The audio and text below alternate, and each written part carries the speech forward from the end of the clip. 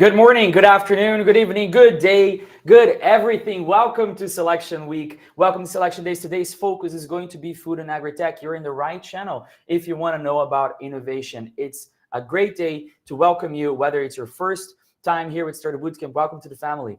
We are a global family of industry-focused accelerators and investors. My name is Giovanni Vaccari. I have the privilege of being Startup Bootcamp's current managing director for the Netherlands and Brazil. And it is my honor to have you here today. If you're already in our network, welcome back. Welcome back to Startup Bootcamp Selection Days. We want to thank you.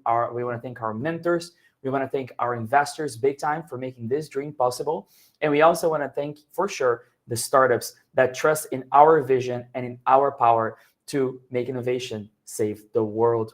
I'm not alone here today, thank God, because that would be a very solitary existence, and I would miss everybody else will miss all the fun. I'm joined by Sabina Basarayeva, my dear colleague, my dear friend, and also the global head of growth and relations here at SBC. Good morning, Sabina. Good morning. And again, as you said, good afternoon, good evening. Hi, everyone. It's very, very nice to be here, of course, co-hosting. I know that we have quite a lot of people that have joined us over these entire week, as well as all of the previous selection days. So hello again. And for those that are new, welcome. I hope that you find your place in Startup Bootcamp ecosystem. So just as I just said, of course, this week has been quite packed. So Tremendous. We have already seen 40 amazing teams across AI and Web3 and deep tech and robotics. Today, we're going to wrap up, of course, with 20 startups that will be pitching for 10 spots in our Food and Agri-Tech Accelerator. And of course, it works just as all of these days. We have morning session with 10 startups and afternoon session with 10 startups, after which we will wrap up the selection days. Indeed, and today is fast-paced, it's fun, and it's interactive. We don't want you to just watch, although watching is very fun. We want you to submit your questions, we want you to interact, we want to hear what you have to say.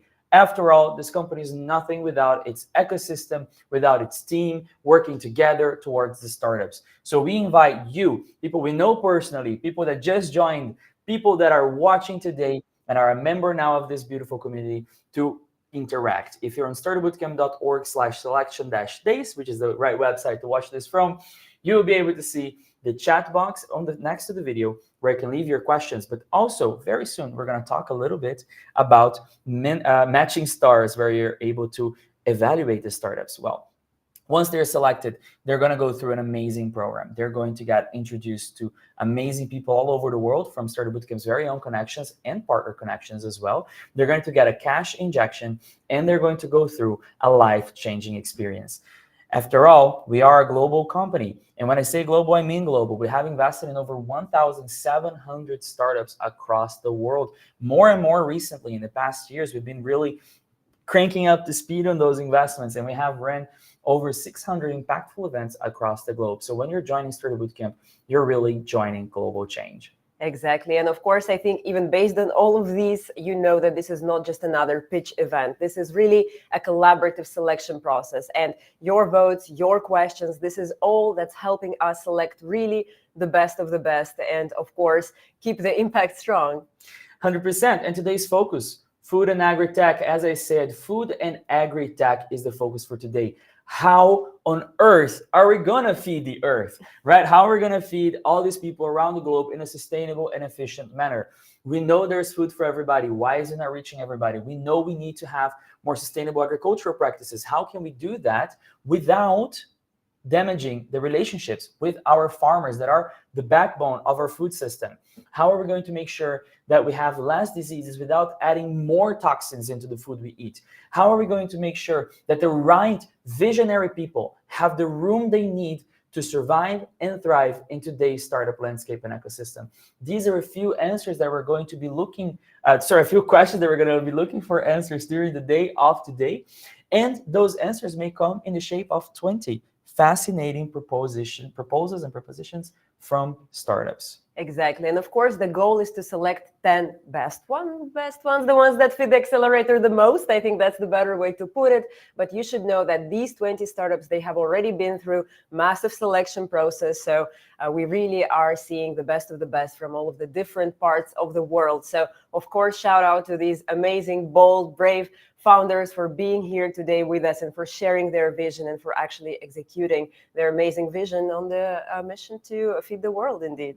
100%. And we need you. You're going to be using today, if you're in our network, amazing Matching Stars. What is Matching Stars, you may ask? Matching Stars is our very own Startup Bootcamp developed matching tool, feedback tool that makes startup rating and knowledge fun and easy. To explain a little bit more about Matching Stars and how can you be a part of this decision-making process, I give the floor to our CTO, Mark Jellema. Dear mentors, welcome to Matching Stars. In the next close to 3 minutes, I will explain how to log into Matching Stars, how to see the startups per day that will pitch, what the information is that they have uploaded, also how you can leave your comment and remarks per startup, and last but not least, how to edit your profile. First of all, you can go to matchingstars.startupbootcamp.org, and that's also in the link that you will see by email. If you put your email in here, you say login, and you will receive a one-time password, OTP code in your email that you need to copy here in order to log in. After you logged in, this is where you will end up. This is per selection day, the startups that will pitch in the right order. So rescalers will kick it off. On the other days, you can find in here which startups will pitch there. Now, on rescalers, you can already see a bit of their problem and their solution statement. But if you want to dive a little bit deeper into what they do, you just click their card and you will go to their profile. This is what the startup has actually uploaded for you, the mentors, to see. You can see their problem statement with a little bit more text. You can see their solution, and you can see their 30-second pitch and where they explain everything.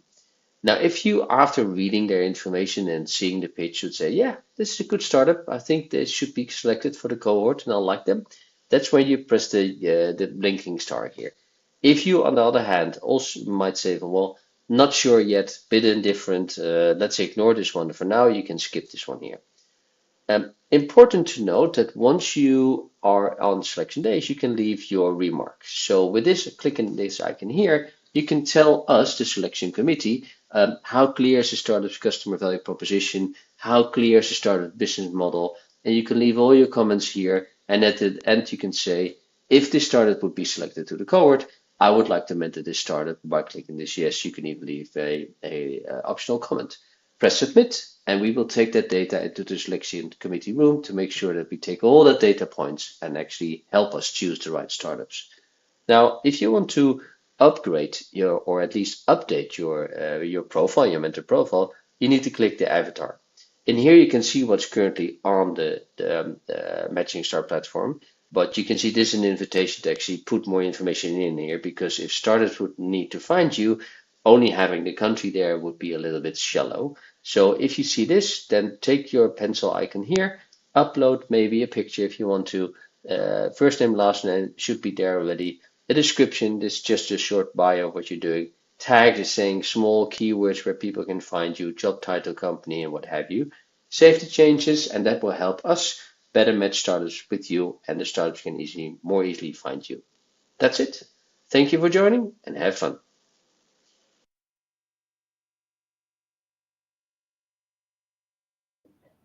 Thank you, Mark. Thank you, Mark. Amazing explanation. So, in case you're not on Matching Stars yet, don't worry. Just make sure that you drop your email in the Q&A box. That should be right to the player or below if you're from a mobile, and the team will get it all sorted out. Indeed, and after 3 days of pitches, questions, and tough choices, we'll select the 30 game-changing startups to join our accelerator portfolios. I mean, this is the startup showdown. I think you described it like that. I loved it. The official reveal, Friday, April 4th at 5 p.m. You don't want to miss it. 5 p.m. That's Central European Summer Time, 4 p.m. UK time. I think it's 1 p.m. Brazil. I don't know. But here we go. These are the next 30 startups, 20 startups that we will select together out of 10. Are you ready? Let's bring the first team. Sabina, do you want to do the honors of introducing the first of the day? Please. And of course, here we are going to take quite a trip because we're meeting a team from New Zealand. Let's welcome Johan from Guika, and let's start with saying how to correctly pronounce the name of your startup. Hi, Johan. How are you? Cannot hear you. We can hear you, though. So that's already halfway through, hopefully. Do you hear us now? The headphones? Do you hear us now? Or did some music start playing? Let's see. Maybe you can hear us better now? Technology is on the side of the startups, but not always on our side here with the streaming, but it's a live show. We don't hear you now anymore. Maybe you hear us, but we don't hear you. In the meantime, if you want to join Matching Stars and you're having some problems with joining Matching Stars or you haven't joined yet, feel free to leave a comment. We don't hear you yet, Johan. Feel free to leave a comment on the question box with your email address as well as your full name so we can add you to the system. Matching Stars is a tool we're going to be using to evaluate. We look at the data at the end of every day to help us make better choices. This is the third day.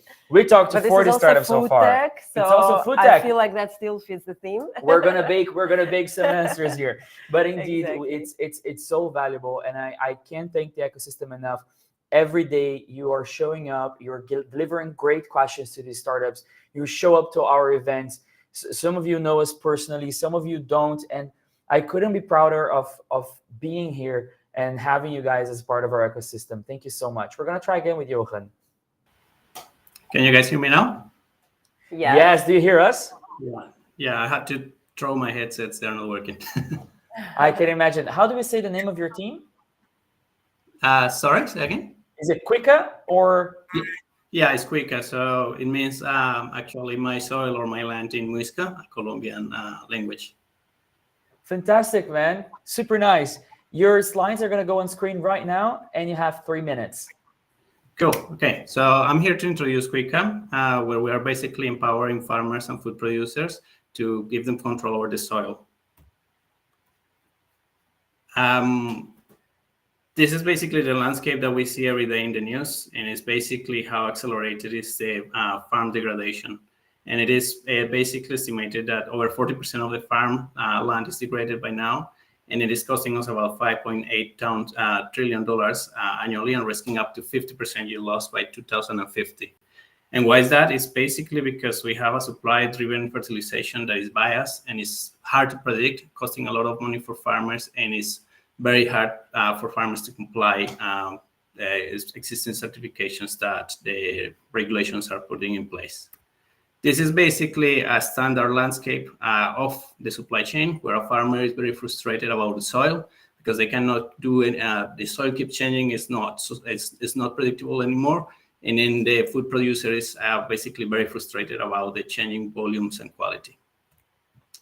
And this is why Quicka was born. It was basically to optimize soil fertility by having a tailored solution that provides reading from sectorized reading or precision reading in the fields of the status quo of the soil, then gets connected to a recipe maker that uses that information together with the farmer goals, the food processor's goals, and the existing fertilizer in the market to then generate a plan that can be used in applicators using a variable rate, but most importantly, putting the right amount of fertilizer at each corner of the field.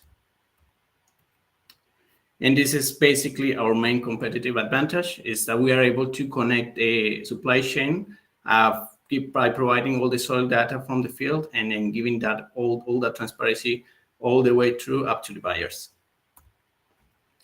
The traction that we have at the moment is that we're working in a commercialization partnership with a leader in Colombia that is looking to use us to create systems with the farmers to be able to control the soil and have more reliable productions.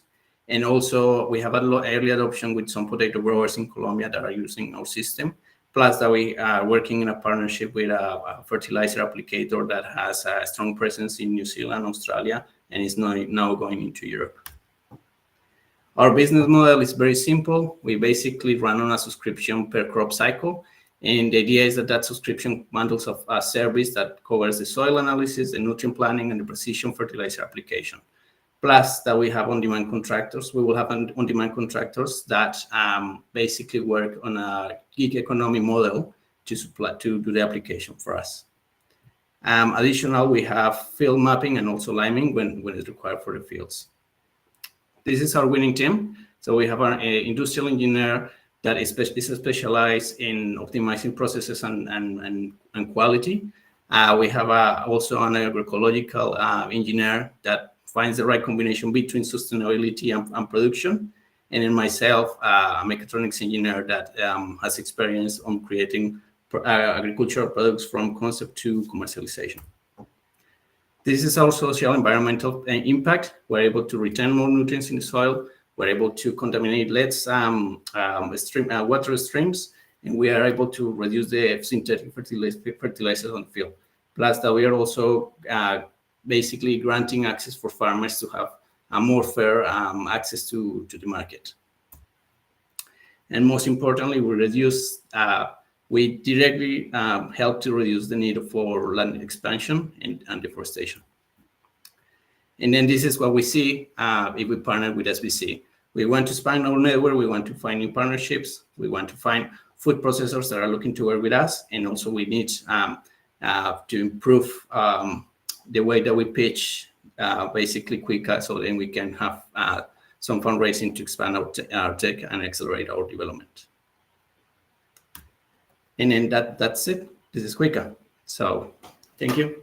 Amazing. And thank you very much for your pitch. Just before we move to the questions, which we already have quite a few, reminder for everyone, if you have problems with matching stars, please drop your email in the question. So then the team can see it and then they can react and make sure that you have the access. And in the meantime, you can make sure to ask the questions through the same chat box. So the first question, how do you integrate your data with existing farming tools and equipment on the field? At the moment, we are looking to use ISOBUS, which is a standard protocol using tractors. And the idea is that we're going to go platform with ISOBUS, so then it's available for the farming industry. Clear. And can you tell us a bit more about your go-to-market strategy? Specifically, how do you plan to scale from pilot projects to commercial farming across regions? We are looking to partner directly with food manufacturers because I think we have a winning advantage by creating the right environment for them to be able to control the supply chain. So there is situations where, for example, they provide the soil, the seeds to the farmers, but sometimes they don't try because they don't have the right environment in the soil to be successful. Clear. Another question, and then I will let you ask the questions. But one from our mentor. So can you explain innovation and technology solution aspect used in your product, of course, and how easy it is to scale up? Yeah, and the first version of our product is going to have basically a recipe maker is using AI solutions to be able to build all these plans that then gets loaded into the machines. But in the future, we can see situations where we will have automated soil measurements, so then we can scale and even improve the biology of the soil. Because at the moment, that's one of the restrictions, is not being able to measure soon enough or frequent enough the level of biology on the soil. So we want to implement that in the future. Great. Next question would be, do you pitch to Ministry of Agriculture of your target countries? We haven't, but we can see that it is going to be very attractive. For example, here in New Zealand, where I live, there is a lot of regulations about the levels of nitrogen that go into our water streams. And then with our system, farmers are able to show that they are basically putting the right amount of nitrogen and not contaminating the soil streams. Great. Clear. Another question. So where do you see your biggest challenge and how do you plan to overcome it? I think our biggest challenge is basically being able to kind of scale at some point, because we have to have all the networks for the soil, for the labs to start with, and also being able to reach with the ISOBUS. That's kind of why we are here, to try to accelerate the process and be able to scale faster. And why is this solution, this problem, this startup important for you? It is very important because I kind of had a good connection with the farm, with basically the rural areas. I live in the rural area here. And also myself, I lead a tech team where I work right now, building solutions and agricultural equipment. So I know very well how the agricultural equipment works. And also we are actually building an autonomous robot to basically have an autonomous solution for the farming as well. So I know very well the tech industry. Fantastic. Well, I think then it's a very nice transition to our signature question. And the question is, why start a bootcamp? Why do you want to be a part of that accelerator program? So what is your main goal to achieve with it? I think you guys have a great network that we can basically use to our advantage. to find those food processors that are looking to. That's okay. To find those food processors that are actually looking to have the solution and complement that reach to the farmers, and also because we want to prepare better ourselves to start fundraising. Amazing. Well, thank you very much for your pitch, for great answers to the questions, and of course, good luck in the next steps. Thank you. Cool. Thank you.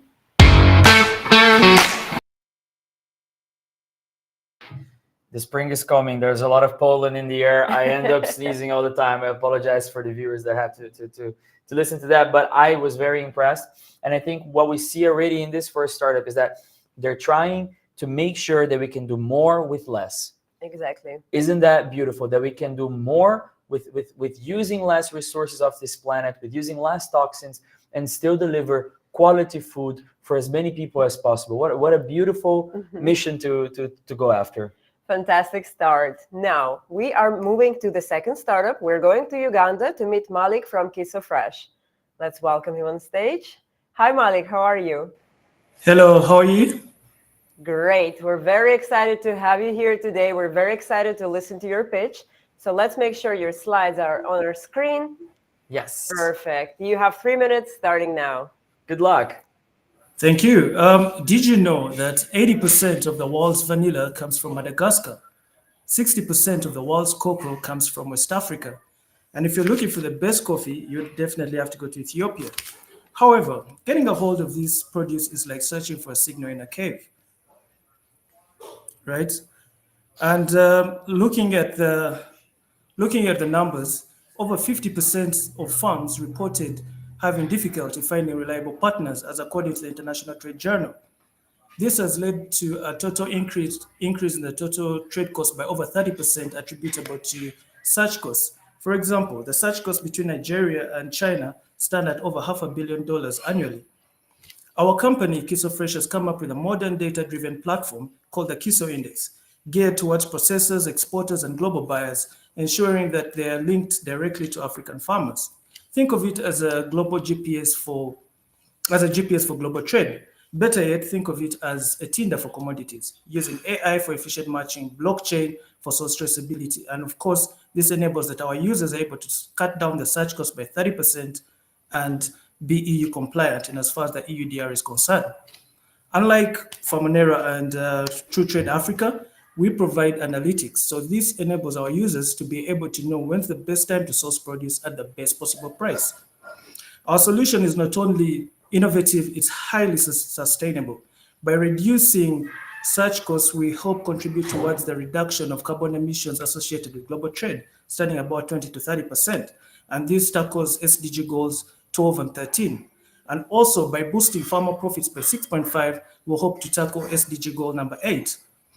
So far, we have onboarded over 15,000 farmers across 5 value chains onto our platform. We've been able to make $50,000 in revenue from volumes of goods traded of about 1.5 million, and we have 77 farmer cooperative agreements. The African agri-export market stands at $100 billion annually. However, we're looking at our beachhead market, which is Uganda, valued at 2.3 billion. And of that, we're hoping to capture at least 1% of that total in the next 3 to 5 years. Our business model is pretty simple. We charge a 3% charge on successful trades on our platform, and we do have a subscription model for data insights and value-added services such as logistical support, insurance, and the likes. We're currently asking for SBC mentorship and support to enable us get into the EU, and as well as $350,000 to set up collection centers in the region to make efficient aggregation a possibility. This would give us at least $440,000 in gross profit upon implementation. My team is led by myself as the CEO and Esther, Nicholas, and Nikos, and together we boast of over 25 years experience. For example, take an example of Esther with over 10 years sourcing produce. She has lived the nightmare of sourcing produce. These are our partners, and together we encourage you to come join us in making sourcing produce seamless, efficient, and sustainable. Thank you. And thank you. Amazing pitch and perfect timing. So we already have quite a few questions. So May I start with the first one? Go ahead. So, how do you gather and verify your supply side data across fragmented cooperatives? All right, yeah, that's a perfect question. So prior to COVID, we used to be an exporting farm. So we used to gather data because we didn't want the whole run around of searching from place to place who has what. So we built an Excel sheet that had all the farmers with whatever they were growing, and we be sure to update it as and when. So it's because of that that we're able to have verifiable data on farmers. Amazing. I have a question here. What are the sustainability standards that you are following? All right. Yeah, that's a great question. So first and foremost, we try to make sure that we give farmers a fair price for their produce, meaning that of course we're helping boosting their socioeconomic livelihoods. But secondly, we try to make sure that through AI we efficiently source from the people closest to us, enabling us to reduce on carbon emissions. Amazing. Now, what is your geographical focus for the moment? For the moment, we currently focused on East Africa, but we have plans of scaling throughout the region and then eventually across the continent as and when feasible. Fantastic. Clear. And can you tell us a bit more of these early signs of impact that you have already seen in reducing maybe price gaps or improving farmers' income? Yeah, 100%. So definitely because of the activities that we do, we've seen farmers increase their overall, earnings, enabling them to be able to live and sustain their families, as opposed to prior when most of the profits went to the middlemen, you know? Clear. Great. And actually, maybe a bit more about the business model. How do you balance this monetization through SaaS versus transaction fees as your scale? Right. So basically, because we understand the different users onto our platform, there will be those, for example, traders who would be more interested in knowing the data insights because they want to profit off the discrepancies in prices. And of course, we do have people who are strictly buyers who just look at sourcing, for example. So it caters for two different segments of the market. Amazing. How sustainable is the investment in collection centers? Yeah, I believe it's highly sustainable because one, it enables us to verify quality because I think that's one of the challenges. Because by having a collection center in a regional place, then you're able to verify the quality as it comes in, as opposed to having to rely on third parties. Yeah. Clear. And I think we have time for one more question before our signature question. So, how is your what is your main competitor? I think, and I think it's also nice if you highlight why you are better than your main competitors.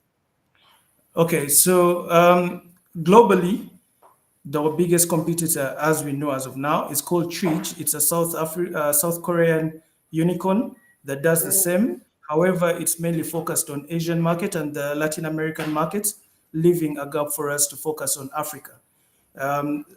Regionally speaking, most of our competitors are using legacy technologies, more like a marketplace. And for us, we've gone ahead and incorporated AI, blockchain, and of course, machine learning.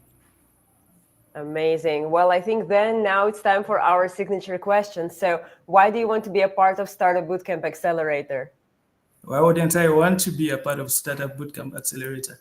Anyways, of course, besides being the number one top accelerator across Europe, we also believe that Startup Bootcamp can enable us penetrate the EU market, where there is the target market for our produce, considering that the EU is the biggest trading partner for Africa in as far as sourcing produce is concerned. Think of coffee coffee to Italy for the Italian espresso. Think of chocolate in Switzerland. Think of vanilla scents from Paris. I mean, the limits are just boundless. Fantastic. Thank you very much. Very inspirational answer. Thank you for your pitch. And of course, best of luck in the next steps. Thank you.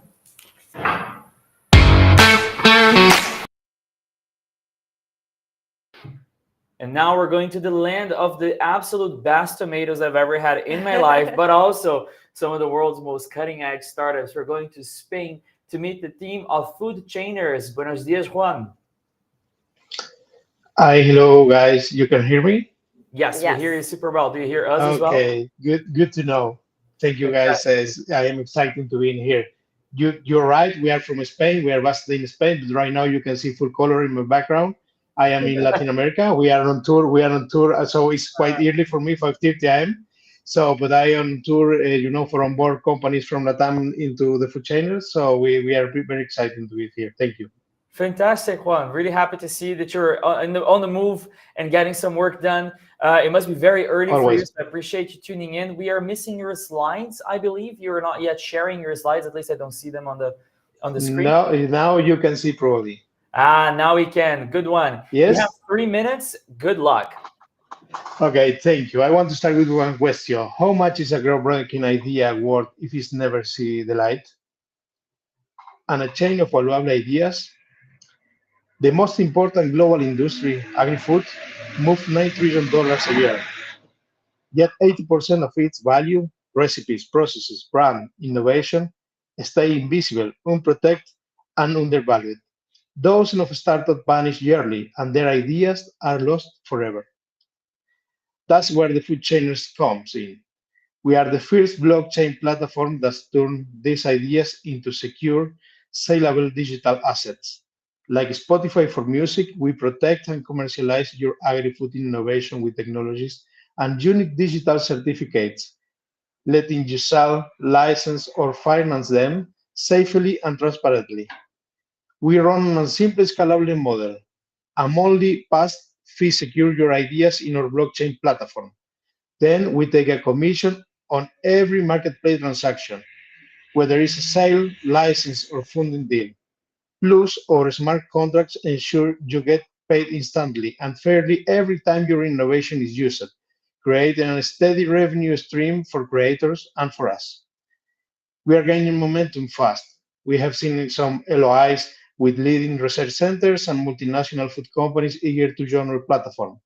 The European Institute of Innovation and Technology showcased us as a key past Web3 example, and the referent ranked among us Spain top 100 startup in 2024.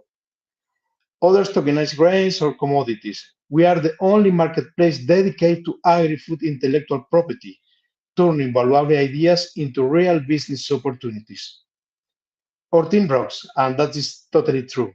Veronica Medaura, our CEO, who orchestrated all with a PhD in international business, Hernana Sorey, our rockstar CTO with a PhD in computational physics, and me, Juan Novelli, the nerdy by doing, with years of hands-on innovation. We hit the Sustainable Development Goals 2, 9, 12, and 17, fighting hunger, boosting innovation, and we are building partnership to save agri-food ideas from being wasted. Why startup? We need the startup bootcamp network and vision to go global. We are not just looking for money. We seek partners who share our vision for being one of the 100,000 startups to save the world. A future where great ideas are never lost again. And that's we are build our platform. We are the food chainers. We value what matters, the power of idea. Join us. Thank you. Thank you for a great presentation, very inspiring. And I can tell you Thank you. that you're passionate about this and that you really know what you're developing. Now we're going to go for our mentor questions. First and foremost, how do you verify the quality and ownership of the IP being tokenized on the platform? This is one of the most important questions, as is important because we know we have the patentability. But one of the big issues that happens sometimes in the patentability is in the food industry, not everything can be patent, like life science or many other things. So what we create one community of builders. That is very important for this Web3 vast platform, and the community can validate the idea and the originality of the idea. And this is very, very important for us because then it's not only the food chainers builders, it's the full community together, validating ideas because the central validation can be still working in in this industry.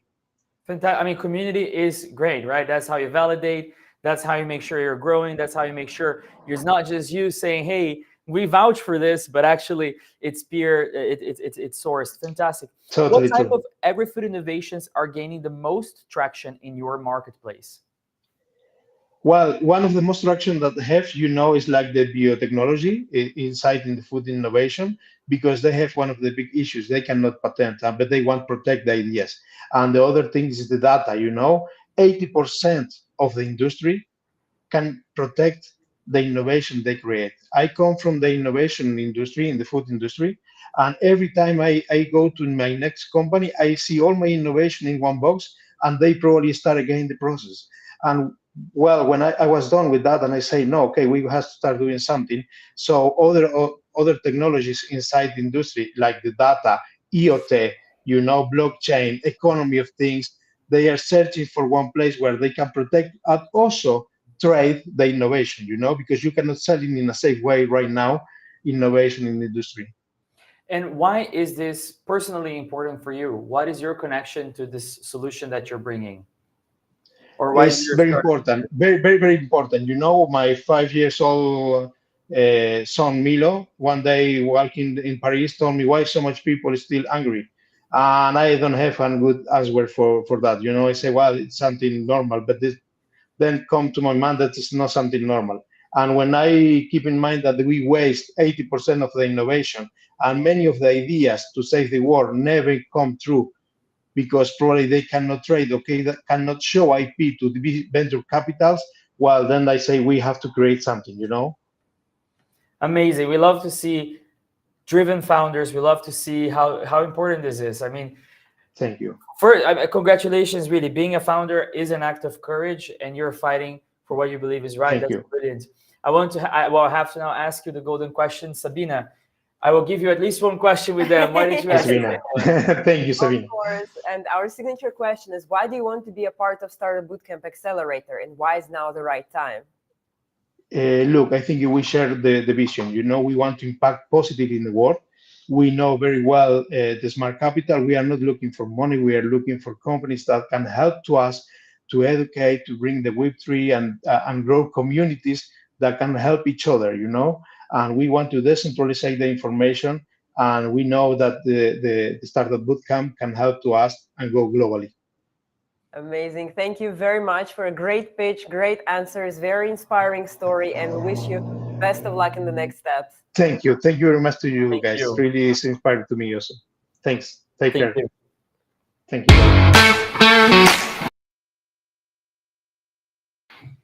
And we stay in the European continent. We're going to go now to the mighty Latvia, talking to Zanto. Labdin Zanto, how are you doing? Oh, sorry, I have Labdin Arturs. Hi, hi guys, how are you doing? Doing good, and you? I'm great, thank you for asking. Little Now, nervous, but I'm good. sorry? A little nervous, but I'm good.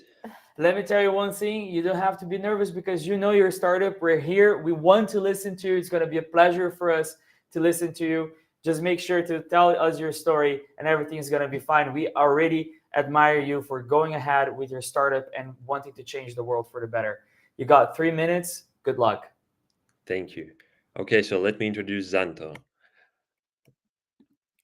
Zanto is a B2B digital platform that connects hotels, restaurants, catering businesses, also grocery stores with all of their suppliers, including farmers, eliminating inefficiencies, saving time, and reducing costs. Just a faster, smarter, and more sustainable food supply chain management. Well, yes, that is me. We understand this industry because we have lived it. I have spent more than 5 years in the Horeca sector running my own restaurant. The market opportunity is massive. There are over 3 million Horeca businesses and suppliers across Europe. 30% of that are in Eastern Europe, and we are the first movers in this space. Since we have spent years in the industry, we know the struggles. Orders get lost in endless messages, emails, phone calls. Inventory tracking is outdated, leading to mistakes and food waste. Paperwork is overwhelming. Errors, inefficiencies, and wasted time cost businesses money every day. Well, Zanto is one-stop solution that simplifies the entire ordering process. Instead of 20 hours a week, businesses spend just 2 hours on ordering, seamless inventory management, zero order mistakes, all communication in one place, invoices, similar order-related paperwork, digitized and automated. We did launch our private beta finished MVP based on testing user feedback and are building momentum towards our full launch. We are also actively building our sales pipeline. The food supply chain, the biggest industry in the world, everyone on the planet has to eat. Food moves the world, right?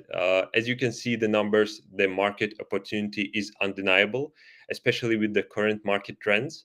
And Zanto is perfectly positioned to capture the market. Now, about the competition, other platforms serve only niche focus, which are restaurants and suppliers, and only stay as local players. Where we go beyond, Zanto covers the full Horeca ecosystem with more features, global vision, and as a first mover advantage.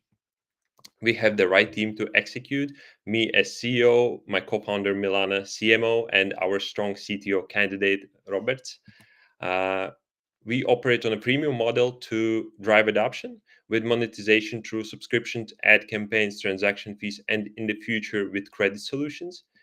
Horeca gets most of the features for free, unlocking Pro, unlocking AI and automation. Suppliers get very free, limited access. Pro unlocks unlimited customers, marketplace exposure, AI, and inventory tools. We are raising 250,000 to help us reach 1 million ARR in 18 months. During the 3-month SBC program with SBC resources, we will implement features requested by our early adopters, officially launch and start generating revenue, and also secure the next funding round. Thank you for your attention, and also remember, Zanto is built for the Horeca industry by the Horeca industry. Thank you. Thank you very much. And if there's an industry that's definitely on a strain right now, is the Horeca industry, right? We see here completely inefficient management. Nobody wants is able to fix it. It's so expensive, so challenging. Now we're going to talk with your first questions. First, how are you promoting your platform, and which countries are you focusing in? Yes, so as we are in Latvia, we are focusing first on Baltic countries, and the first our potential customers will be we know many people in the industry, we have great connections, and we are also building our sales pipeline, talking to one of the largest Latvian supplier who will be potentially our strategic partnership that will help onboard their customers. And also we have a policymaker who will help us onboard as many farmers, local farmers, as we can. Great. What are your early learnings from the private beta and first customer feedback? Yeah, of course, the prototype was very raw and bad user experience, and that building like great MVP that is easy to use and very user friendly. Also helping onboard like more potential customers, and also we learned what features do they need, like in the beginning, the core features. Amazing. And can you tell us a bit more how you differentiate from larger procurement platforms in terms of user experience and market focus? Yes. So as I said, we have like great advantages, first movers. But in case we will later on enter their market, they are targeting like very niche focus, narrow focus. They're focusing only restaurants and their suppliers, where we will try to cover like the full Horeca ecosystem, targeting also grocery stores, because the small shops, grocery stores also have the same issues, which our competitors do not really realize. That's probably because they are missing their personal experience in that. For sure. And I think that two things to say to this, right? If you launched your MVP and you're not a little bit ashamed of it, you launched too late, right? So it always needs to be, but if people are using it and people are willing to use something that is imperfect, then you know you have a real pain that you're solving. So you're definitely on the right track. What's your monetization strategy across freemium users, suppliers, and transaction layers? Yes. So the for Horeca businesses, including grocery stores, most of the app will be for free. This will help onboard as many people as we can. I mean, companies as we can. Excuse me. And for suppliers, they will have like very limited access, so they can see how easy it is to have communication and receive the orders from their customers. They will have the reason to transit to the subscription pro tier, and also having the extra marketplace exposure where they will attract new customers. Fantastic. Amazing. And another question from our ecosystem. How are you considering to mitigate risk with logistics, like delivery on time and other logistical questions? Yes. So while we are still in early phase, we will not take care of logistics. This will be taken care by the suppliers. But as we grow and scale, we will definitely grow our team. We will have experts in this field, and we will have our own logistic team that will take care of that. Fantastic. Now it's time for the golden question. Why do you want to join the Startup Bootcamp Accelerator, and why are you the right team to do it? Okay, so as they say, the first time was so nice, we had to do it twice. We have already experienced SBC's environment and know the value and the resources they bring. So let's be honest, if it wasn't worth it, we wouldn't be there. And we are excited to have SBC on our team to join us and on the journey from day one to becoming the next unicorns.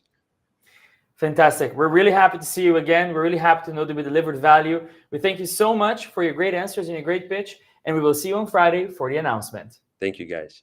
Thank you. Stay strong.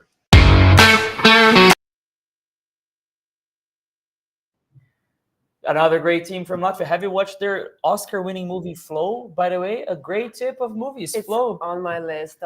It's a beautiful movie. Yeah. And now where do we go, Sabina? I guess we go close to home. Exactly. Actually, a ride home. So we're meeting a Dutch startup, Pantry Lab. Let's welcome Reza on stage. Hi. Hello, everyone. Hey. How are you? Yeah, I'm fine. Thank you. What about you? Doing good. Amazing. Very excited to have you with us. Very excited to hear your pitch. Let's make sure your slides are on our screen, and you have 3 minutes starting now. Yeah. Hello, everyone. I'm Reza Siavashi, co-founder of Pantry Lab. Thank you for joining us today. Reza, just a quick note, sorry. Yeah. You're sharing the screen of PowerPoint now, but it's not on presenter mode. So it may be the case that you're sharing the wrong screen. Just to be sure, are you sharing the presenter mode or the app screen?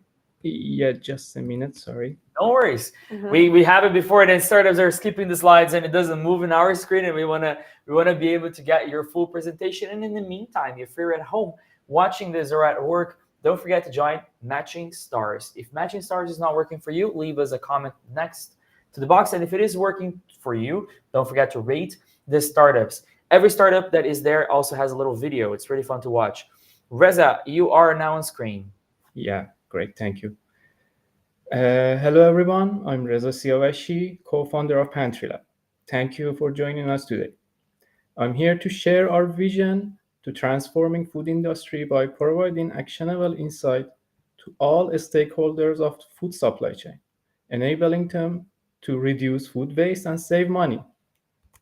Consider this: 1/3 of all food is wasted globally, costing over €1 trillion and significantly contributing to greenhouse gas emissions. Today's food ecosystem suffers from disconnected data between shopping and consumption habits. Households overpurchase, retailers struggle with inventory, and food brands often miss critical consumer insights. Without linking purchasing behavior and actual consumption, we are missing the opportunity to make data-driven decisions that could significantly reduce waste. Our AI-powered platform integrates every part of food journey, from tracking what's your pantry to a smart meal planning and personalized shopping list. By leveraging advanced image recognition,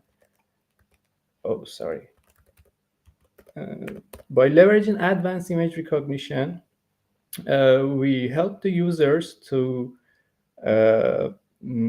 manage their pantry in real time and get recipes based on what they have in their pantry.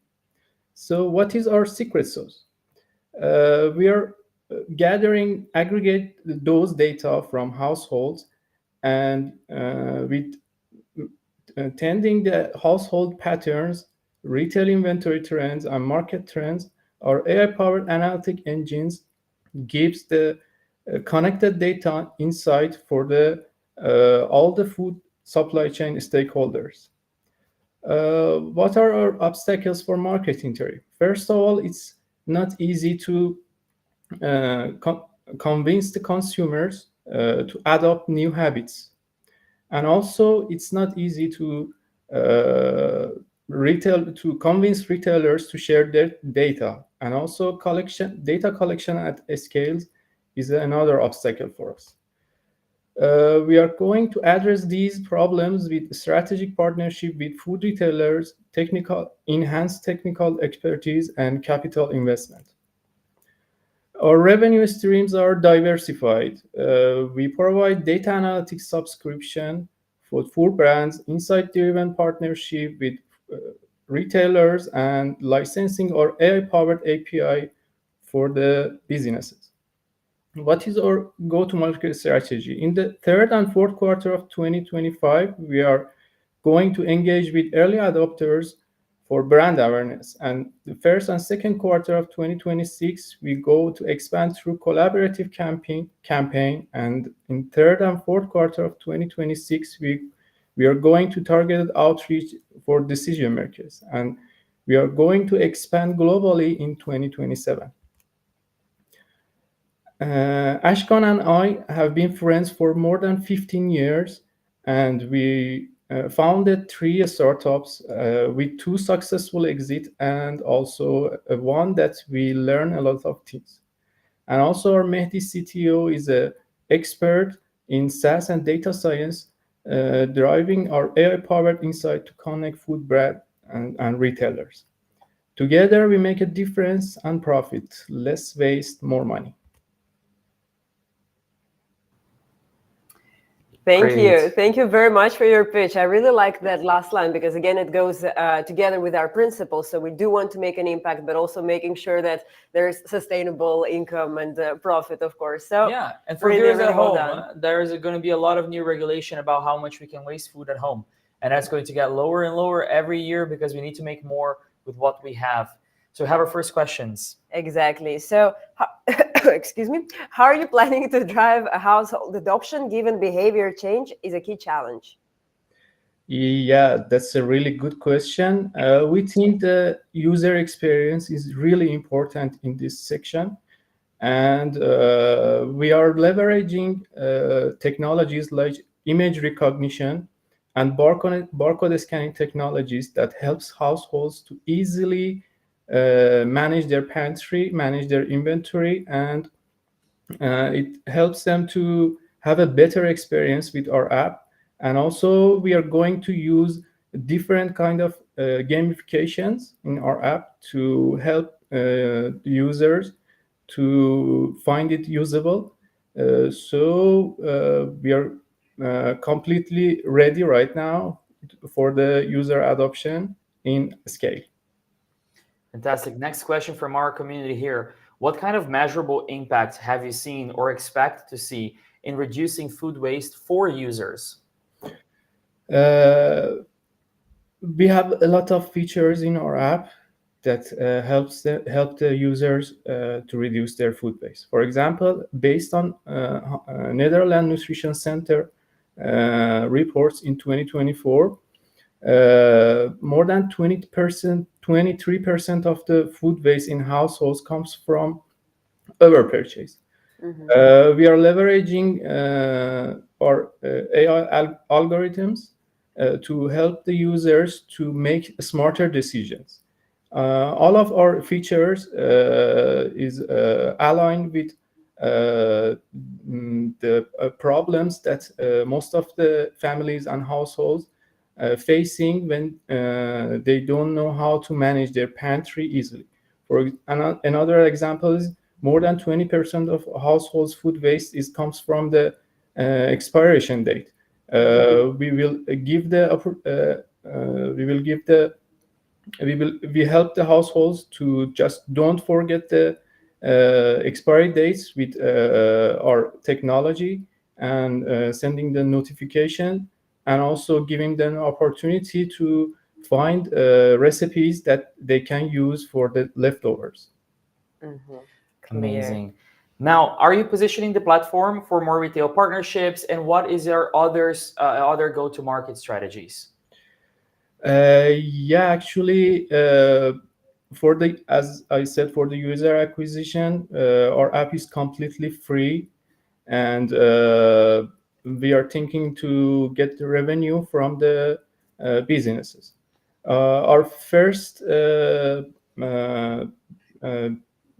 customers could be businesses that needs help with adding value to their products. They can use our API and also getting white label for our app that helps them to add value to their products. And also for the retailers, we are with the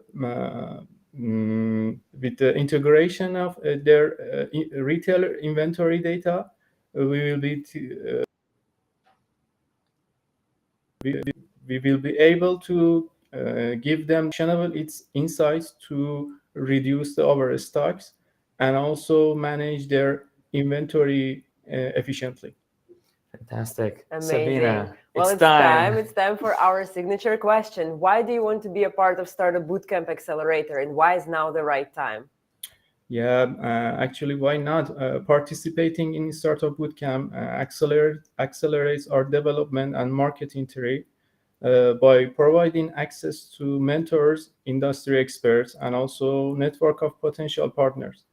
It helps us to refine our business model, validate our product through real-world testing, and also prepare us for the next stage of growth with strategic insight and also funding opportunities. Amazing. Thank you very much for your pitch, for your answers, and we wish you best of luck in the next steps. Thank you. Thank you. Yeah.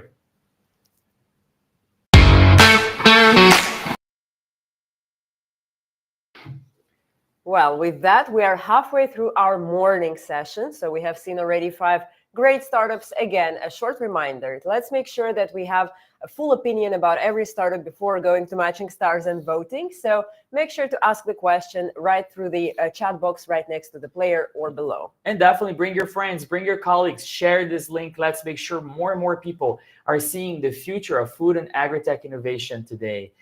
Exactly. So now we are going to meet the team from Ukraine, the team of Restaurant Pro. So let's welcome Georgi on stage. Hey, my name is Georgi. I'm glad to be here.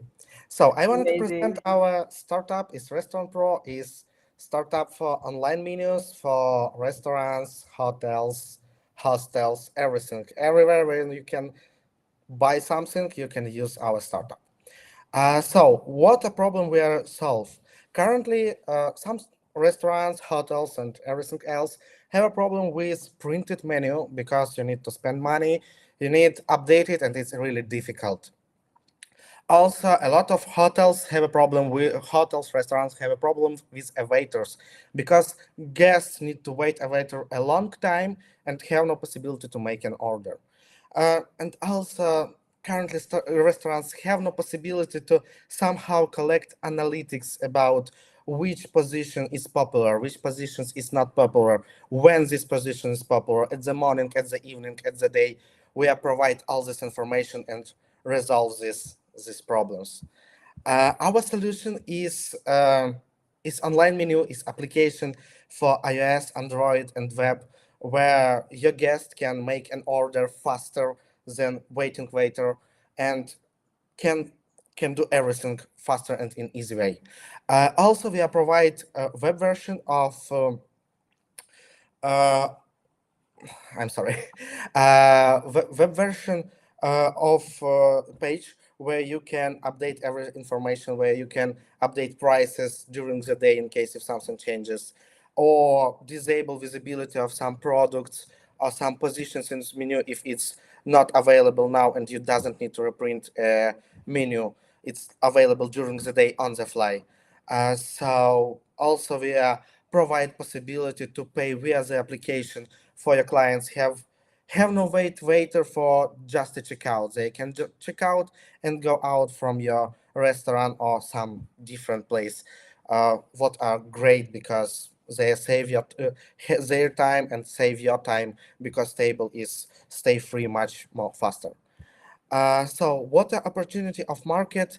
We have analyzed just Ukrainian similar startups, and they have really good profit um, in this way because they have income in more than 1 million euros per year, except 2022 year because war started and it was a little bit less.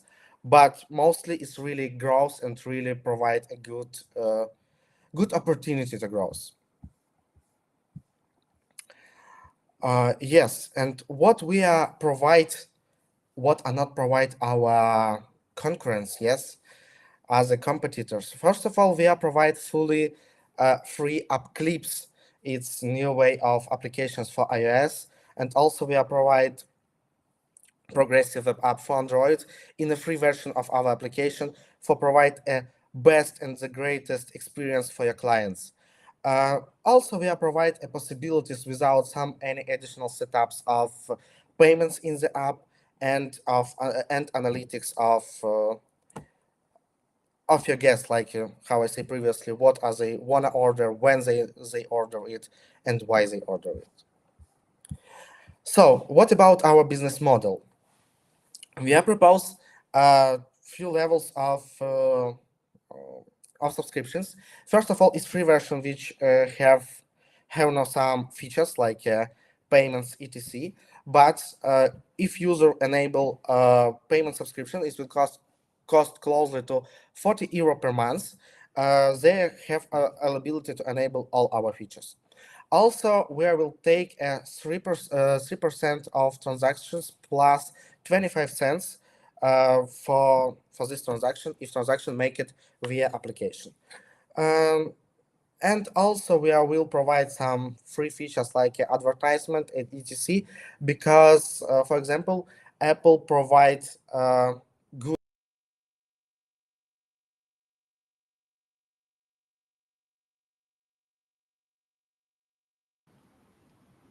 Let's just make sure you're still with us, Georgi. Some good.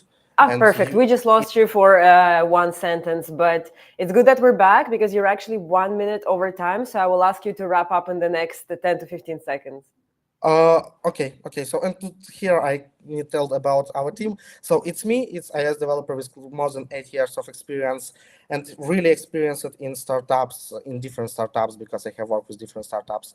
It's Miroslav Derevyanko. Is our backend developer. He also have a big experience in e-commerce and marketing startups.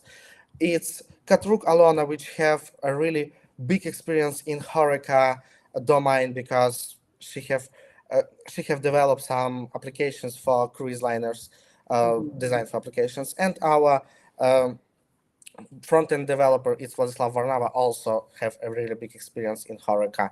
He works with Yummy Pizza and some similar projects. That's it. Amazing. Thank you very much. Great pitch. So actually a very nice slide on competitive advantage, but there are still more questions about that. So can you tell us a bit more on how you would differentiate in this crowded digital menu market? Could you please a little bit clarify a question? I'm not fully understand. How do you differentiate your startup among other digital menu market?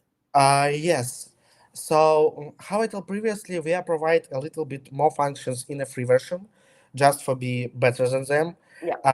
Also, we are trying to provide good integrations with other services, with different CRMs, etc. by the whole Europe, Ukraine, America. So we are trying to do our best. Amazing. And the next question, what feedback have you already received from restaurant owners or hotel partners? So overall feedback that you have gotten so far. Yes, a few restaurants have used us. It was a billiard club and a beauty salon, and they was amazed about it's easy to set up and easy to use. You just create your place, yes, and after this is already appended into Apple Maps, and you just need to print QR codes to add it to each table. So it's pretty easy and pretty amazing. Amazing. And can you tell us a bit more about your plan for scaling across regions with different payment, different languages, different POS system needs? Yes, we are planning to add more and more localizations because currently we are support Ukrainian, Polish, and English languages. But we have in our plan we need to add all European languages and probably all the world languages. And also, what about payments? Currently, we are aimed on Europe, so we are planning to use Stripe and for USA. But in future, we are planning to go to other countries and use different payment platforms for allow payments via application in different countries. Great. Thank you very much for the pitch, for the answers. It is now time for our signature question. Why do you want to be a part of Startup Bootcamp Accelerator, and why is now the best time? Yes, because we have developed this startup for 3 years, and how you can see, our team is really good engineers. We have nobody from marketing, and we doesn't know how to sell it in the good way. And startup bootcamp can help us understand it and help us teach us how we can do it, because we can make a great product, but we cannot sell it, and we need a help. Well, great. That is exactly what we do. So that's a perfect combination. Well, thank you very much. Best of luck in the next steps. Thank you.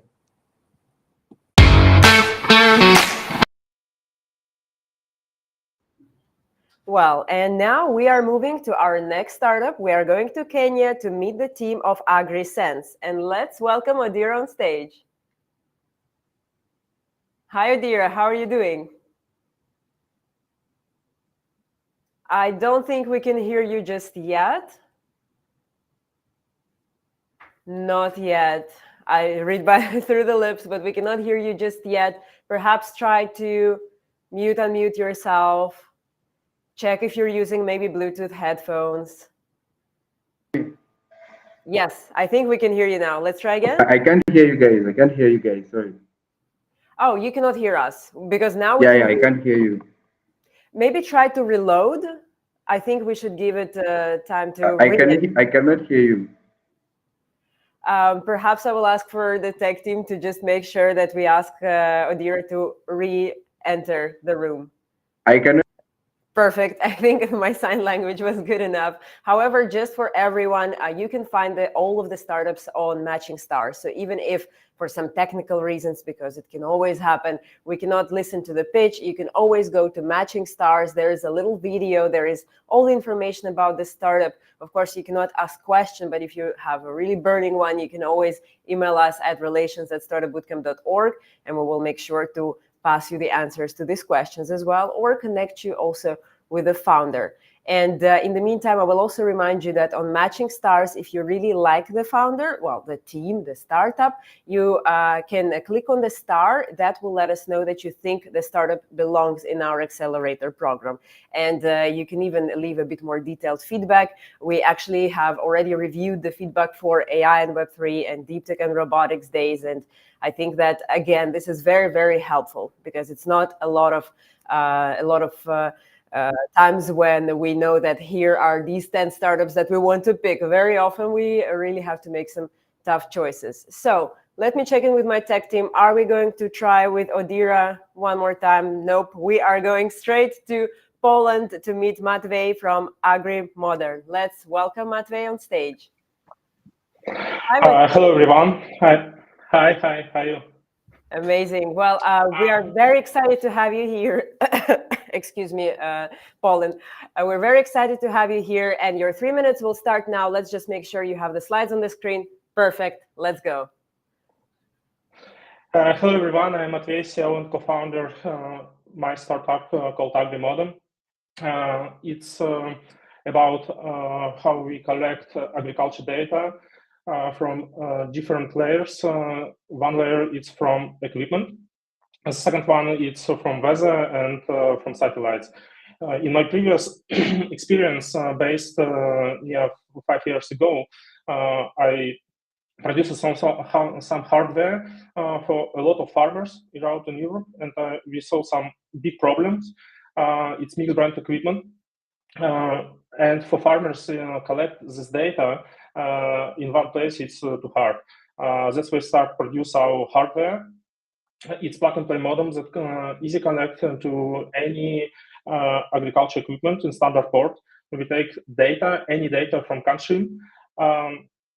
You can see in the screen. The second one, it's weather and from satellites. Here you can see some use cases how our farmers is solved. Of course, it's control of operations. Second one is data mapping for VRA and just for analyzing for take better decision and sending data from and to equipment. Here is our traction. Not big right now. We haven't revenue yet. No, but we have very nice traction. We have 3 demo farms where we total collect near 125,000 hectares. Our business model, it's easy, $500 per year subscription and $500 per modem. We are looking for 350K right now. Here's our team. It's I'm from BizDev because in previous one in total we generate revenue near 1 million. It's my co-founder. He's CTO and lead engineer who is responsible for AI and ML, and Vladimir, he is responsible for developing. We have 2 advisors from huge agri holdings in Ukraine and Kazakhstan, and from my side, that's all. That's all. Amazing. Guys, question? Of course, there are already quite a few questions. So it's very nice to see the interest from our ecosystem. And the first one, so how do you ensure the compatibility with a wide range of equipment data formats and sensors? Yeah, we, of course, the formats is different, and we try to convert this data. I think it's big questions. Yeah, but we do some magic with this data, with some different format data. Yeah, and through some different technology. Yeah. Clear. Great. And actually, we have a question that I think it's always nice to ask it in the beginning, but can you explain your startup such that a 5-year-old child will understand? It's a cursor for agriculture. Well, I think that's very concise, but very comprehensive. So, what feedback have you received from your early users across different farm sizes or geographies? Yeah, right now we have 3 demo farms from Kazakhstan, Ukraine, and Poland, and we just give him touch our agent, AI agent based in some LLMs, and for him it's magic because agriculture is very strong. Yeah, they not a lot of work with technology, and we see they test our agent every day. Right now, for example, for the last 2 months, we have 3 and more thousands message. Clear. And can you tell us a bit more about your go-to-market approach? So would it be through dealers, through direct sale? Yeah, sure. Right now we focus with agri holdings and with big farms who work with some technologies, and we work with some dealers who work with precision agriculture. Yeah, it's right now it's our focus. Clear. Do you have some more questions, or may I take another one? Oh, of course. The next question would be, what is the biggest challenge for you right now? Continue to develop our product, do more feature, and fundraising. Indeed. Now, what do you need in order to grow? I think more customer because right now we have not a lot. We want to show our technology more customer, give some feedback, develop, and to do this process. Yeah, and it's fun. It's a second one, and second one, of course, it's fundraising and help with that. Why we here? Yeah, because we hope we you and Startup Bootcamp help us and support us. Fantastic. Next question would be, what makes you different than other competitors? We collect data in one place, and do with some AI technology. We smaller than our competitors because it's plus and minus because they have huge budget. We haven't, but we very quick. And we can change developing our very quick. Amazing. And of course, you already touched upon that, but if you have to summarize, it's now time for our signature question. In one sentence, why do you want to be a part of Startup Bootcamp Accelerator, and why is now the right time? We want to go Startup Bootcamp because we are looking for some expertise in agri-tech, and for us it's interesting your network, and it's opportunity for growth our product. Amazing. Well, thank you very much for your pitch, for the answers to the questions, and we wish you best of luck in the next steps of the process. See you Friday. Yeah, thank you so much. Thank you so much, guys. Thank you. Thank Good luck. you. And of course, you're also always welcome to connect with us on LinkedIn. We have our LinkedIn page, Startup Bootcamp, always there. And if you want to connect with us personally, exchange some ideas about the future of innovation, Sabina Basarayeva and Giovanni Vaccari, we're always welcoming new members to our great community here at Startup Bootcamp. Exactly. Now, we go to our next startup from Kenya, correct? We're going to Agri Sense Technologies. We're trying it again. Hello, Adira. How are you doing? Unfortunately, we cannot hear you again. Try to do the same thing you did last time, because I think it worked for the mic of yours.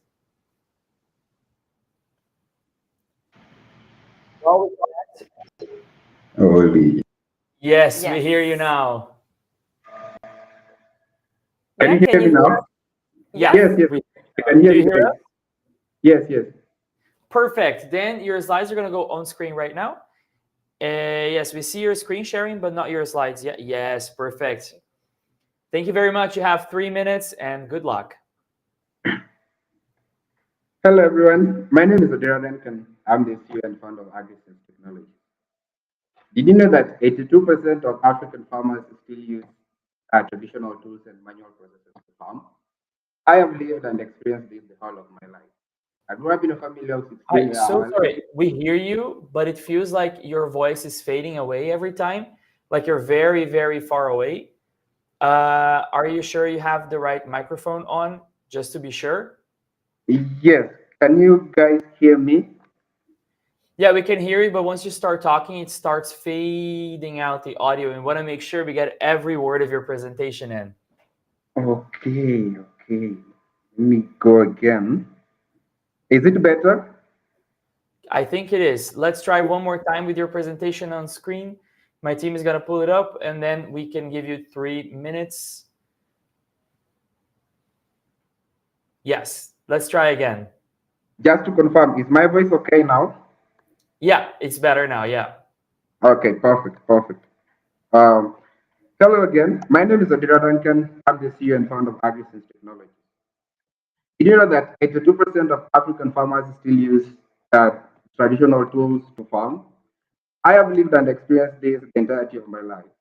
I grew up in a family of 16 where our livelihoods were dependent in working in our small farms or the sugarcane farms to earn a living.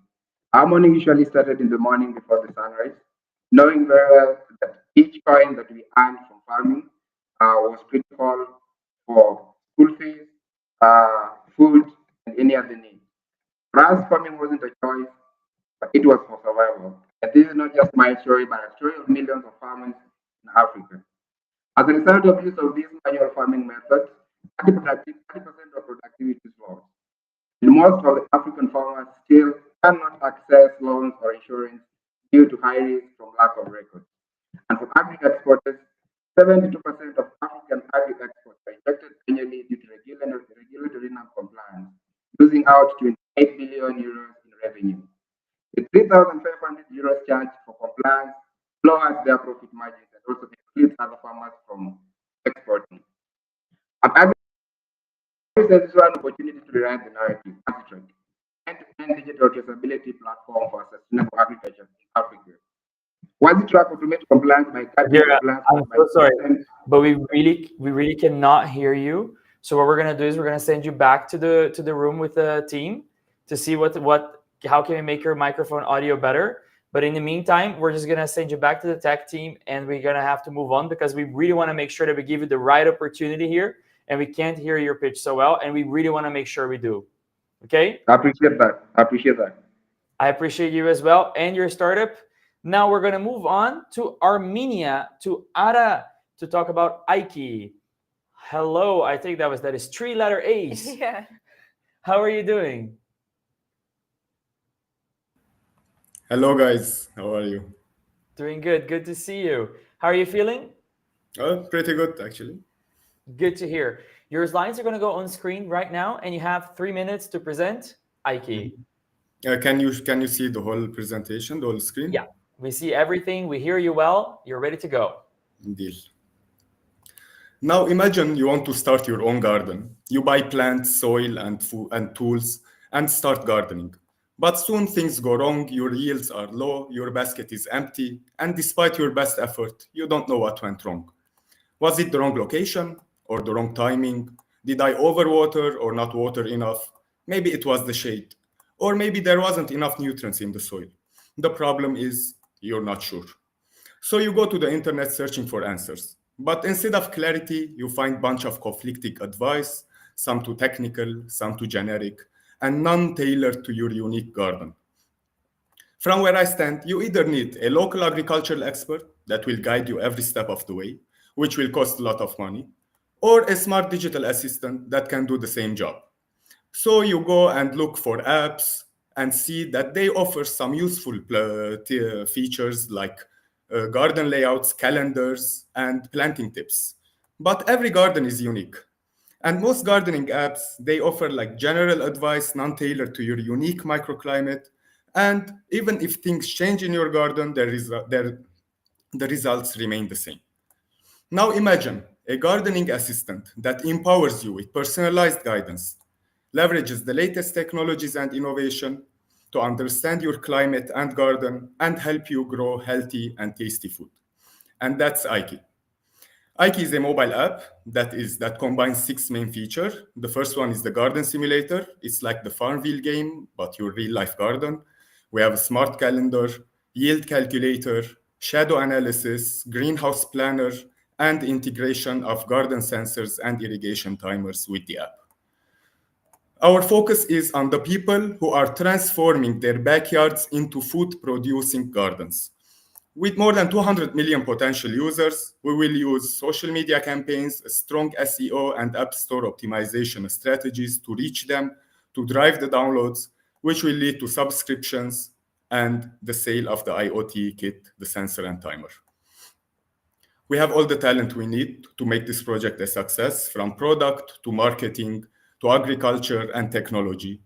And with the help of Startup Bootcamp, we will be able to further develop and enhance our features, create a strong brand identity, and do a proper marketing campaign. Since we're launching in 8 weeks, that would be pretty beneficial. And thank you.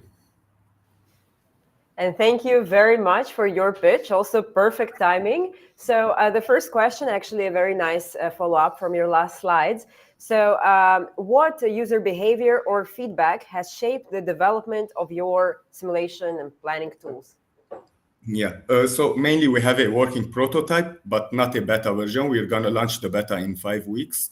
So what we do as a traction that we've asked before designing each screen, we've asked several gardeners in several regions, like, what do you understand from this screen? How do you want to make it clearer if you don't understand something? And based on the feedback, yeah, it went parallel. Our design and our feedback loop was going parallel while designing the whole experience. Clear. And what would you say makes your solution more actionable or personalized than existing tools?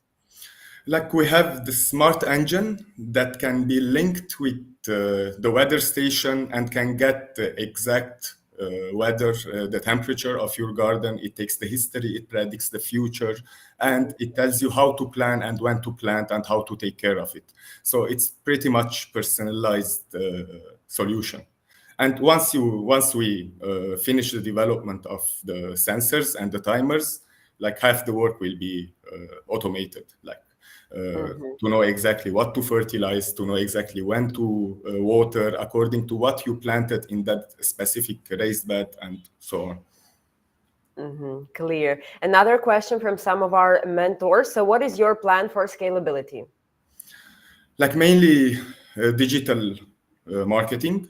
Since we are a SaaS business, we can benefit from the high scalability of the product. We want to start in Europe mainly, and then expand to Arab-speaking countries and other languages also, since we already integrated Italian language also in the app. So, yeah. Now, the next question would be, how do you plan to grow, or do you plan to grow beyond home gardening? So urban farming, educational markets. Yeah, the sky is the limit. I don't know what to do yet. Let the users tell us what to do. Fantastic. So what is currently your biggest challenge that you want to solve during the program? Mainly marketing, mainly to know, since there isn't enough experience with mobile apps, like marketing mobile apps, like I think I can get the benefit from Startup Bootcamp in this specific part. Branding, marketing, everything to reaching out, because we are building an amazing product and we want marketing to be also as amazing as the product. Amazing. Love the planning. And I think that also is a very nice transition to our signature question. So why do you want to be a part of Startup Bootcamp Accelerator, and why should it be now? Oh, I believe I've answered that. You answered that, of course, but if you have to summarize and really make it impactful. And what we mean is more like now. So is now the moment for your startup? Is now the moment for industry? We want to understand the urgency, because of course, they see value in Startup Bootcamp. Yesterday was a better moment than today, but today is also fine. So the sooner the better. That's a good one. Great. Thank you so much. We're going to see you on Friday for the selection announcement. Okay. Thank you.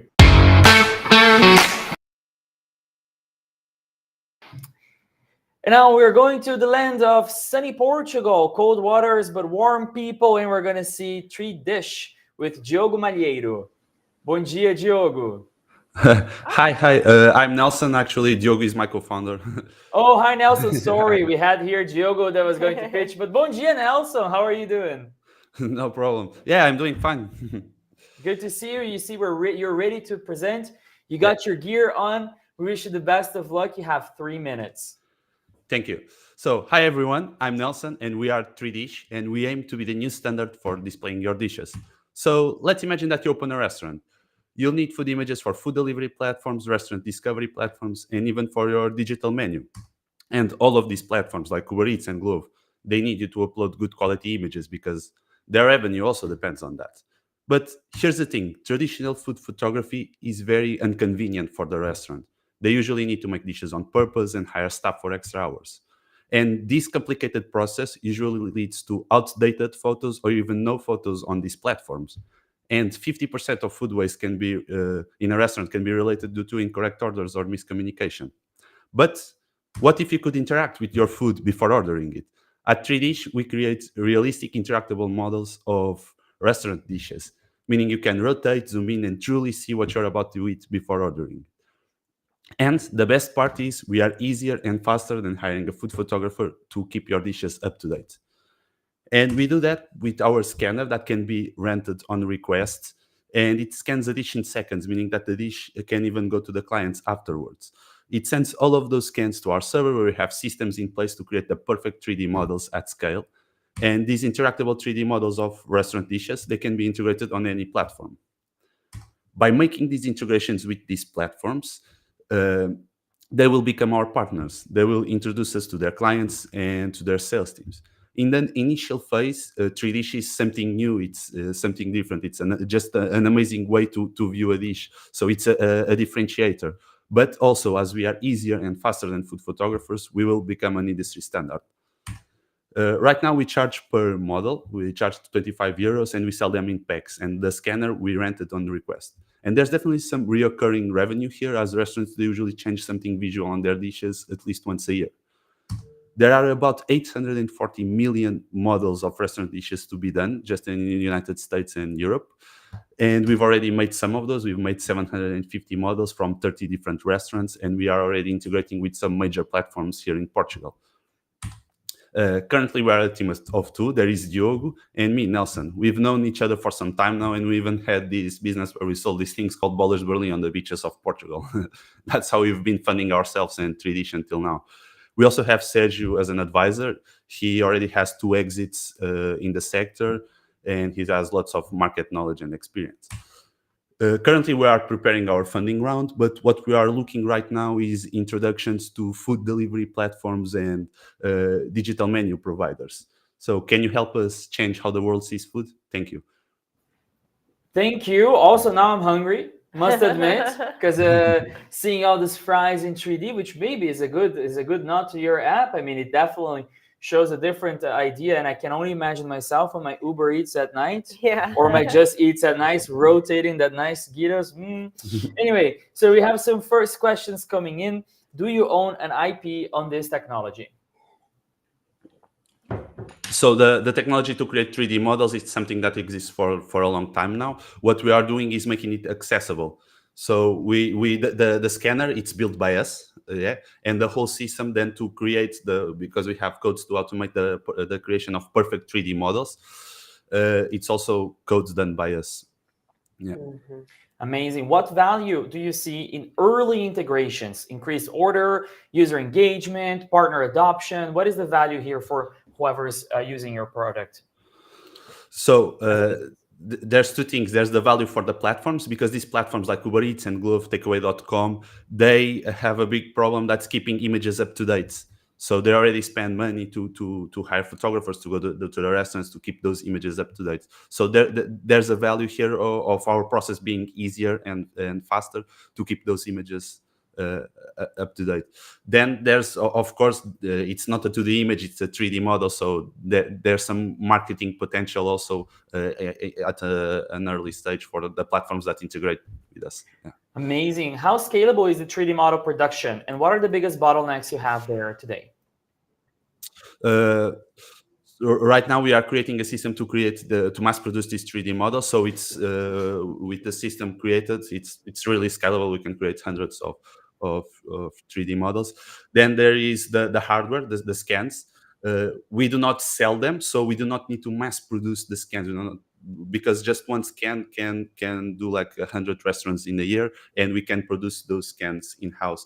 But the distribution of these scans, we are something that we are figuring out right now. We are here in Portugal. We have a partner in the north, in the center, and in the south.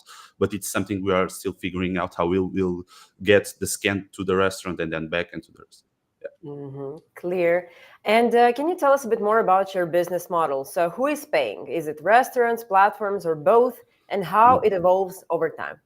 Okay, so right now who pays? It's the restaurant. And because the integrations are in process, we have our own digital menu, but that's not the focus. It's not a digital menu, but the clients need to see the 3D model somehow in the restaurant. So we developed a digital menu, and the restaurant pays that digital menu.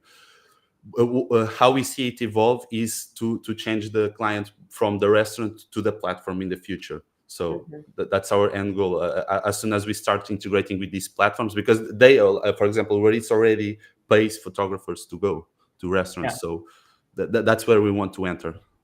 One of our mentors or community members seems a bit confused about, so do you send ready-made dish photographs or 3D models in this case, or do you take them with LiDAR technology in the restaurant? Sorry, I didn't understand. So probably what they're asking is, is every restaurant getting the same photo, the same 3D model, or can you create a customized one in your restaurant with some LiDAR kind of scans or 3D scans with your mobile phone? So this is this is a scanner. It scans the dish in the restaurant. So every scan is different because it's like a photo. It's the dishes are different, then the scans and the end result is different. Yeah. So it is customized per restaurant. So Yeah. because nowadays you see a lot of restaurants that, especially with the Dutch Yeah. solutions, they all get the same photo, and you're like, well, I'm pretty sure this pizza is Yeah. different than that pizza. But got it. Amazing. Is it a service model or B2B product sale of the 3D scanner plus the service? So, like I said, the scanner it's not sold, so it's a service. And right now it's B2B to the restaurant, but as I said, we want to shift that to the platforms as we make these integrations. Amazing. One quick thing before we go to the golden question to our dear mentor Maria, that is having a bit of problem with matching stars. If you can leave another comment with your email on the comment there, we can help you a little bit faster. Thank you for trying matching stars. Now, for you, we're going to go for the golden question. Why do you believe this is the right time for you to be accelerated by Startup Bootcamp? Okay, so the Dutch ecosystem is very rich. For example, takeaway.com, it's based in the Netherlands, and they own Grubhub, and then you have Prozus, who is also a big company there in Netherlands, who has lots of investments in companies like iFood, who are the main. So what I'm trying to say, that there's like many networking opportunities in the Netherlands. And we need help with mentors and advisors, and I think the Netherlands it's a great place to start. And of course, Startup Bootcamp, you are focused on the industry, so I think we are a good fit. Thank you very much. We're going to see you again on Friday, just in time for our selection announcement. Best of luck. Keep going. Keep doing what you're doing. For sure, you're going to help a lot of businesses to sell more at a better way. Thank you very much. Thank you. Thank you.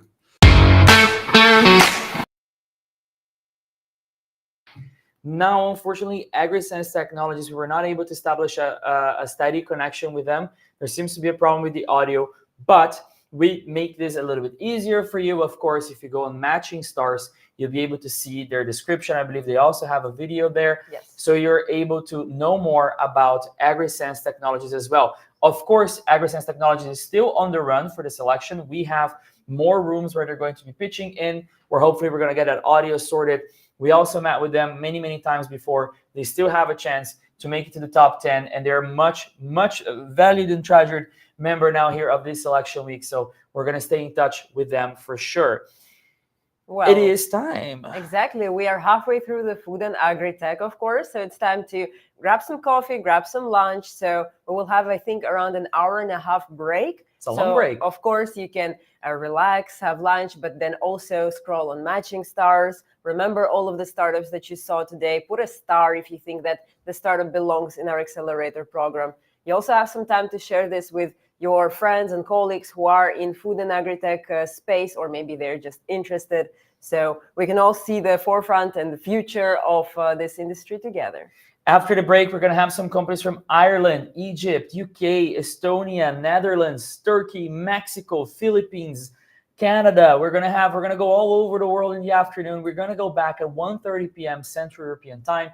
That will be 12:30 Portugal, as well for the UK. Wherever you are in the world, please don't forget to tune in. Bring your friends. Do connect with us.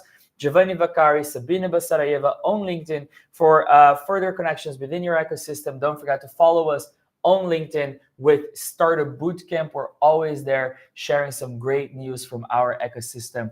We wish you a great break, great lunch, good morning, good afternoon, wherever you are. And we'll be back. This is Startup Bootcamp Selection Days. Innovation will save the world. Welcome to Selection Days. We're going to meet 60 visionary teams from all over the world.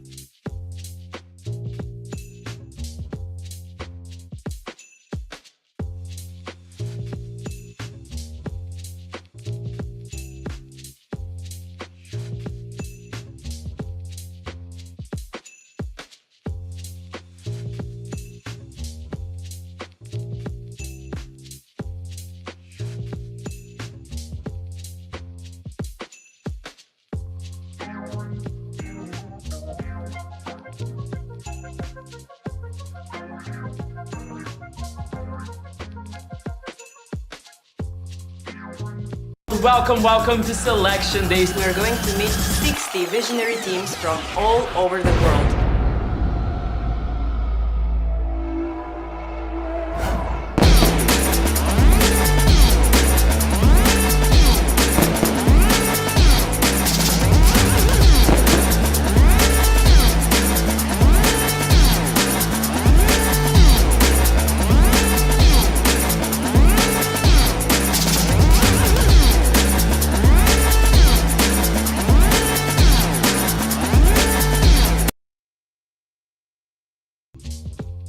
And welcome back. We're super excited to have returned from our little lunch break. How are the pitches so far, Sabina? Well, what I see, at least from the feedback on Matching Stars, is that everyone is very impressed. There are lots of opinions, and of course, thank you very much for submitting those. 100%. I don't know about you, but I love these pitches and I'm eating it up. You get it? It's Food and Agri Tech. Yes, and now we're ready to plant some seeds of knowledge, plant some seeds of innovation in the vast field that is the world of startups. We are going to see 10 startups this afternoon from all over the globe. Let's count the countries. We have Ireland coming up, Egypt, startups from the UK, Estonia, Netherlands, Turkey, Mexico, Philippines, and Canada. Wow, that is a varied, vast group of startups with solutions. And I think what's beautiful about this is that we get to see from all over the world the best talents and localized solutions. People that are feeling the effects of climate change, people that are feeling the effects of globalization, the effects as well of countries looking more internally, right? You have so many challenges around the globe, and these founders are out there looking to solve them, and they're putting in their own personal experience on the line to create solutions. So, what a beautiful way to start. Founders are the reason why we do all of this. Being a founder is an act of courage, and these startups sure are courageous because they are, well, setting aside every ounce of stability to fight for what they believe in, fight for their own companies. It is our job to support them. Exactly. And of course, what about your role today? So, if you, first of all, have already supported us during the selection week, then thank you again. Then you know what to do. For everyone else who's new here, welcome. So, what you do, you watch the pitches. Every pitch will be around 3 minutes. After that, we will have Q&A time. And to make sure that we ask the question that you want to get the answer for, make sure to ask the question during presentation time through the chat box right next to the player or below if you're from mobile.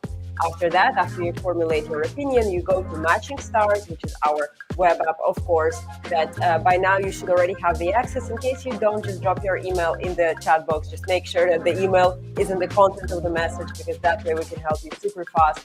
But anyways, after you go to Matching Stars, and then if you think that the startup belongs in our accelerator program for this moment, put a star in it. And you can also provide a little bit more detailed feedback. And again, thank you very much for doing so. Indeed, you know the drill, you know the game, although it's not a game, it's real selection days. You will watch now 10 more pitches, 10 more presentations. At the end of the day, we're going to convene here, read all your feedback, and tomorrow announce the top 10 selected teams of the day, because we already saw 10 in the morning. 10 in the morning, 10 in the afternoon, 20 during the day, only 10 will be selected tomorrow. Don't forget to tune in at 5 p.m. We're going to go for the first startup coming all the way from Egypt. Correct, my team? Yes. First startup, Larvest from Hossam Saad. Hello. Hi, Hossam. Hi, hello everyone. Do you hear us well? Yeah, can you hear me? We can hear you super well. The music have stopped, so now it's the official time for your presentation. Are you excited? Are you going to bring us energy? Sure, yeah. Amazing. Then get ready for Larvest. You got 3 minutes. Okay. So, did you know that up to 50% of crops are lost to diseases and pests, while 40% of fertilizers are wasted because of poor practices? At Larvest, we are turning these problems into opportunities with innovative farming technology. Traditional farming. Okay.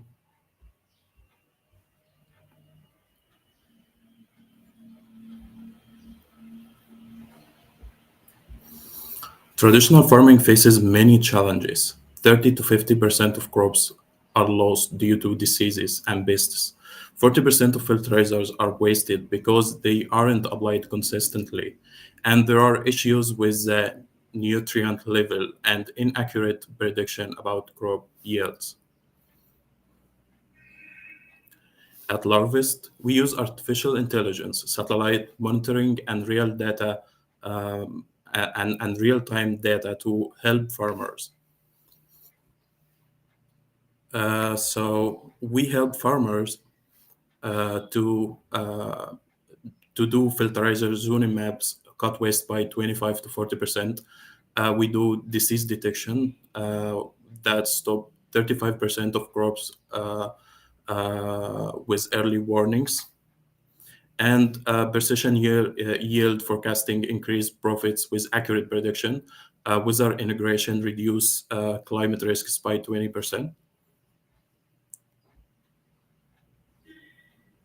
This is our platform. We are in the beta testing stage right now. We focus on the MENA region, over 40 million acres of farmland, starting with Egypt and the Gulf.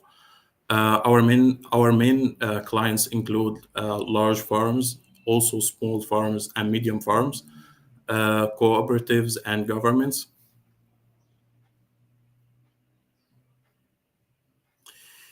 So why larvae stand out? Yield prediction is a rarity in the MENA region. We also provide cost-effective tools for small farmers and small farms.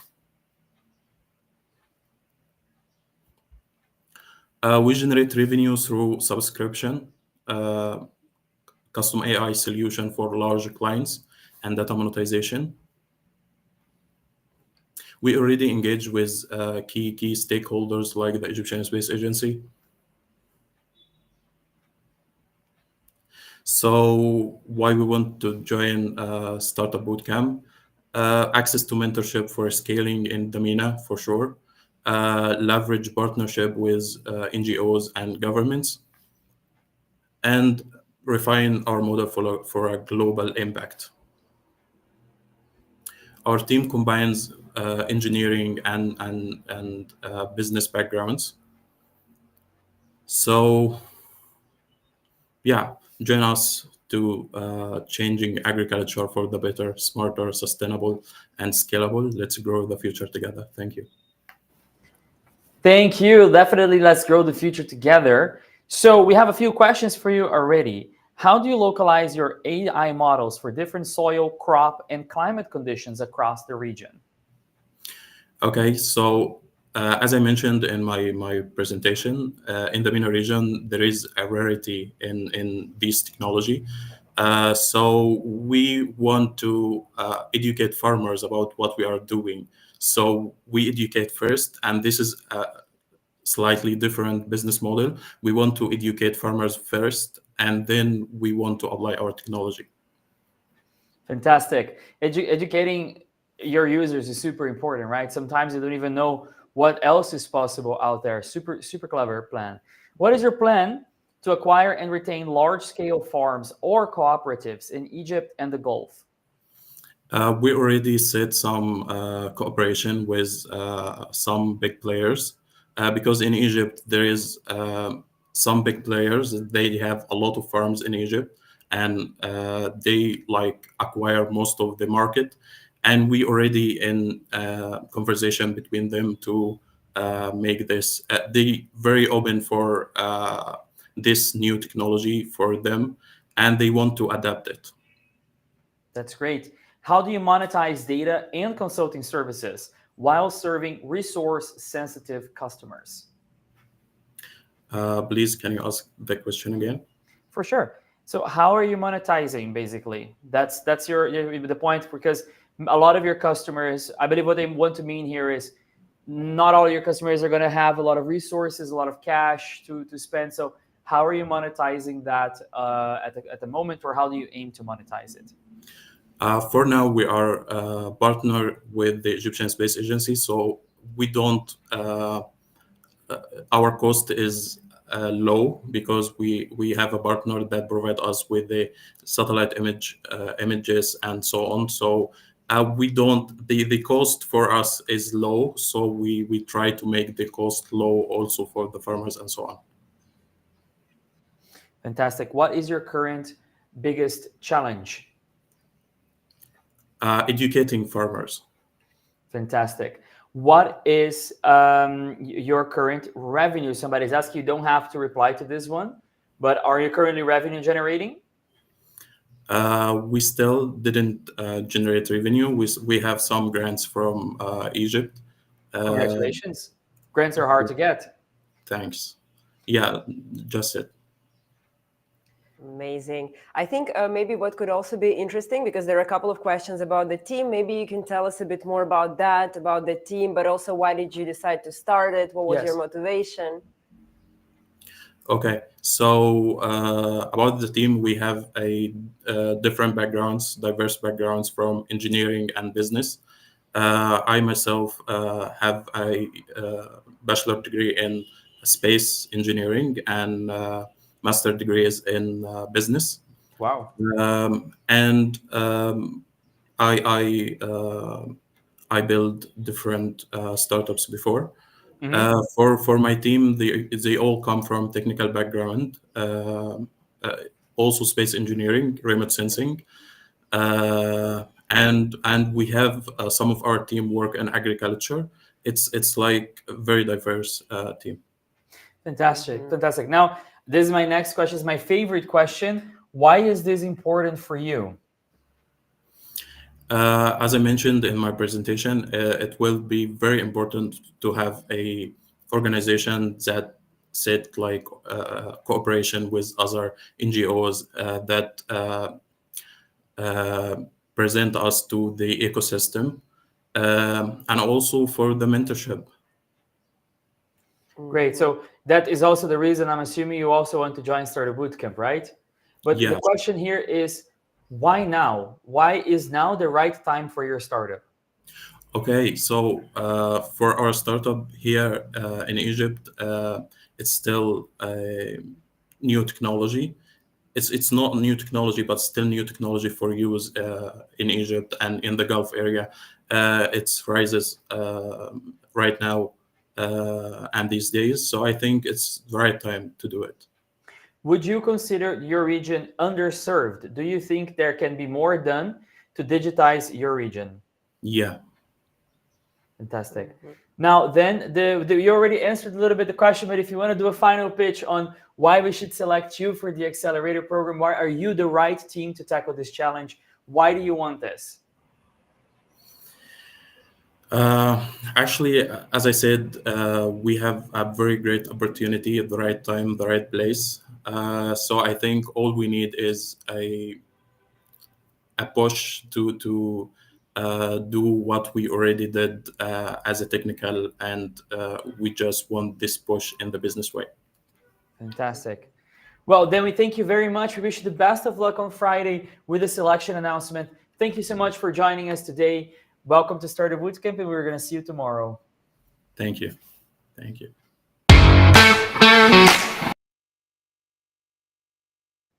Now we're going to the land of the oak tree. We're going to Estonia. I didn't know that. Yes. Wow, the more you learn. We are going to Estonia indeed to meet the founders of Agri. Let's welcome Emil on stage. Hello, Emil.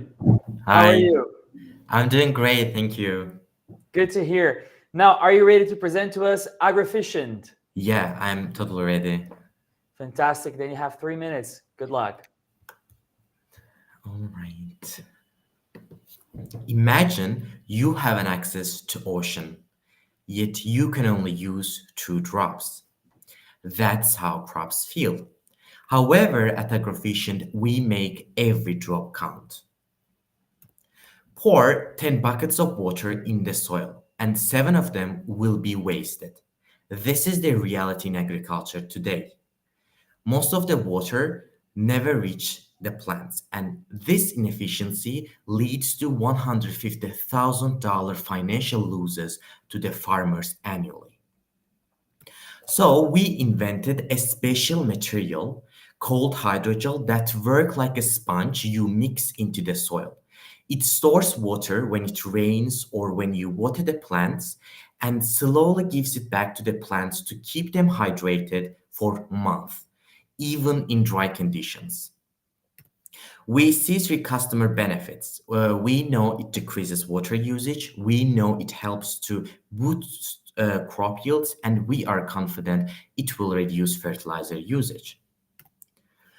We are targeting Azerbaijan cereal croplands initially, but with plans to expand to European market where we see 5 billion market opportunity.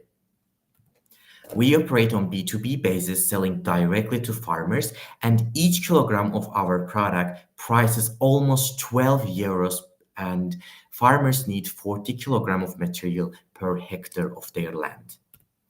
We already made 2 sales to 2 customers for 120 kilograms, and both customers are over 60 years old, meaning that even traditional farmers are seeing the value.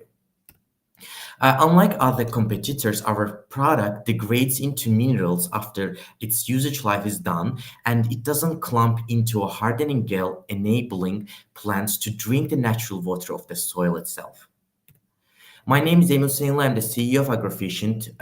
With Malik's experience in finances and Elvin's experience in sales of hydrogels, we are the right team to bring this hydrogel into this market. And we are supported by advisory board for the experiences we lack. We are raising $300,000 to scale up production, to conduct more trials and establish strong market presence in order to make 17 tons of hydrogel sales after the investment is secured. And by reducing irrigation needs and greenhouse gases, we are targeting Sustainable Development Goal 12 and 13. And we are excited to join Startup Bootcamp for the possible partnerships and to get ready for the further investment and acknowledge the regulatory and compliance across the Europe. Agrovision ensures what was once wasted can now be turned into growth and make every drop count. Thank you. And thank you very much. Perfect timing. Great pitch. I might be a bit prejudiced, of course, because startup founders are from Azerbaijan, but I will try to be fair. Them. Yes. I will try to be fair. Sabine is also from Azerbaijan, so she also, of course, I see it. Sometimes you have some startups that are from Brazil. I also feel like selecting them, but that's why we have a very comprehensive selection panel, and why we have as well our mentors giving the ratings, right? Of course. Exactly. But the first question is already in. So what makes your hydrogel distinct from others on the market in terms of biodegradability and cost effectiveness? All right. So first of all, we are the first one in Azerbaijan and in the near countries like in Central Asia. And most importantly, our product, after 1 year, when it is no longer can be used, it degrades into minerals, making the soil more fertilized and more beneficial for the plants. And it doesn't release any acids to the soil, so it doesn't increase the acidity level of the soil, unlike other competitors. Wow. We have Deepak here with, is it synthetic hydrogel? What is the ecological impact of hydrogel on soil? Have you done any toxicology studies? Yeah, absolutely not. As I said, it degrades into potassium or ammonium, depending on the hydrogel you're using. So we are not using any synthetic material. We are just using chemical, and we are using a natural process to make the hydrogel. So it has no harm to the environment. Fantastic. Now, oh, sorry. It's you can go. You can go. I steal Sabina's questions here. We try to divide because we all want to ask the founders. Exactly. Another question from our mentors. So what has been the feedback from your initial farmers, and how has it influenced product or sales strategy? So they were doing they were producing dates, and they were complaining about dates requiring a high amount of waters. So they really liked the product because it helped them to save some water, and even they recommended this to their peers during their conversation. And we have lots of unwritten requests. So once we have the enough funding, we'll produce and we'll provide those materials to the requests. Fantastic. What's the biggest challenge for you guys right now? Biggest challenge previously was the production, but we handled it by finding the laboratory that provide all the necessary equipment. However, currently we are lacking funding, and we cannot make indirect sales because of the security issues, like getting the product stolen. So we need the IPs more secured. So we are gonna be applying for the Estonian patent in order to increase the security. That's a great idea. Amazing. I think that would also somehow answer the next question that some of the ecosystem members had about how you're approaching certification and scaling for entry into new European markets, because that could be one of the ways. But overall, then maybe you can talk a bit more about your go-to-market strategy, especially for, as you mentioned, European markets. Yeah. As I said, we made sales, and we have already 5 letter of interest from customers. And once we have enough product, we'll provide those products. And also, we have been offered to test our product for free in the Agricultural Institute of Azerbaijan. And also, we have a memorandum of understanding from Turkish Agricultural Institute, as you can see, where we are planning to test our product as well. And yeah, we have already also made tests, as you can see from here. Like this is the product. We have added the product to here, and you can see the growth. We can't see your slides anymore, just so you know. It's just you and you in the screen with us, just for your information. Yeah, okay. So our next step will be establishing a connection between Estonian and Azerbaijani company, and then we'll do the certification processes. We are actually not knowing what's going to be the process, and that's why we are applying for Startup Bootcamp to have a strong partnerships in the Europe so that we can enter easily. Fantastic. And now it's time for our main question of every pitch. Why do you want to join the Startup Bootcamp Accelerator, and why does it have to be now? All right. So first of all, a bit due to the partnerships we can make, like when we've seen the announcement of Startup Bootcamp, we've seen the partnerships that we will have with the agricultural companies. So we are really excited to meet them and talk to them and get their advices. And aside from that, as I said, the certification processes and legal processes are long in Europe, especially if you are from the certain countries. So we're going to be using Startup Bootcamps, what Startup Bootcamp is offering to enter the European market. Fantastic. Amazing. We wish you the best of luck. Good luck in the next selection rooms. You're doing a great job trying to change the world, trying to make it better and healthier for the planet. Thank you for that, for your dedication. We're going to meet you again tomorrow for the announcement of the selection week. Thank you. Bye-bye. Bye.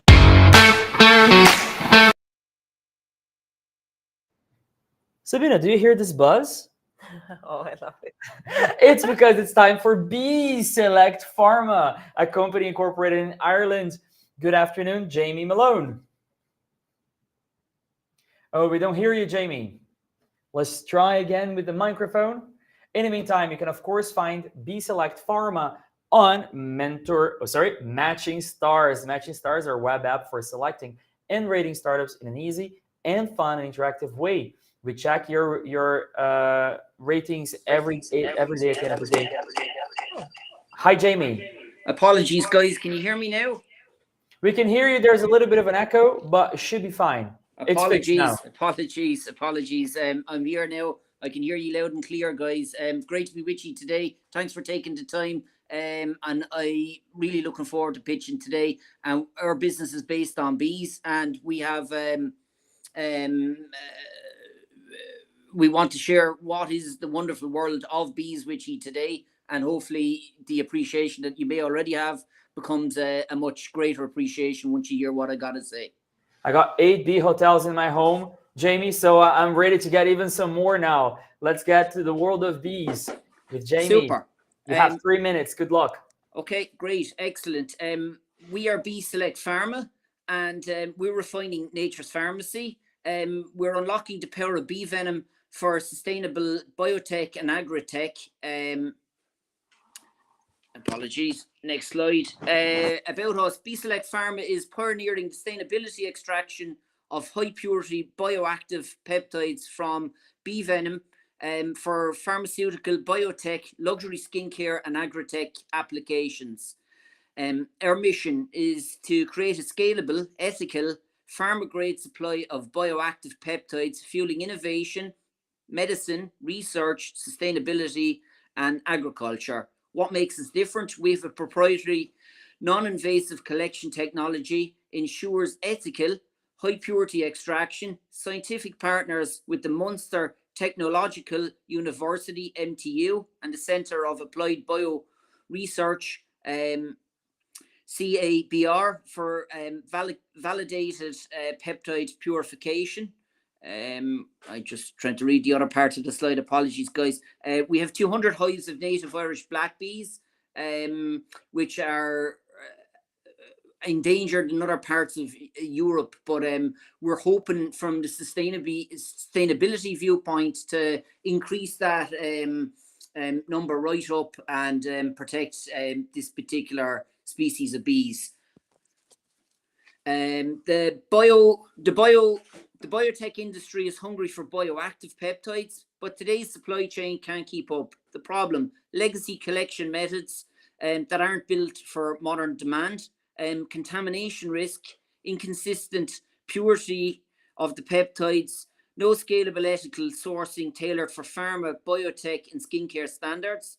The demand for growing biotech, pharma, and agri-tech applications. Current supply chains are unreliable and lack regulatory pure grade peptides.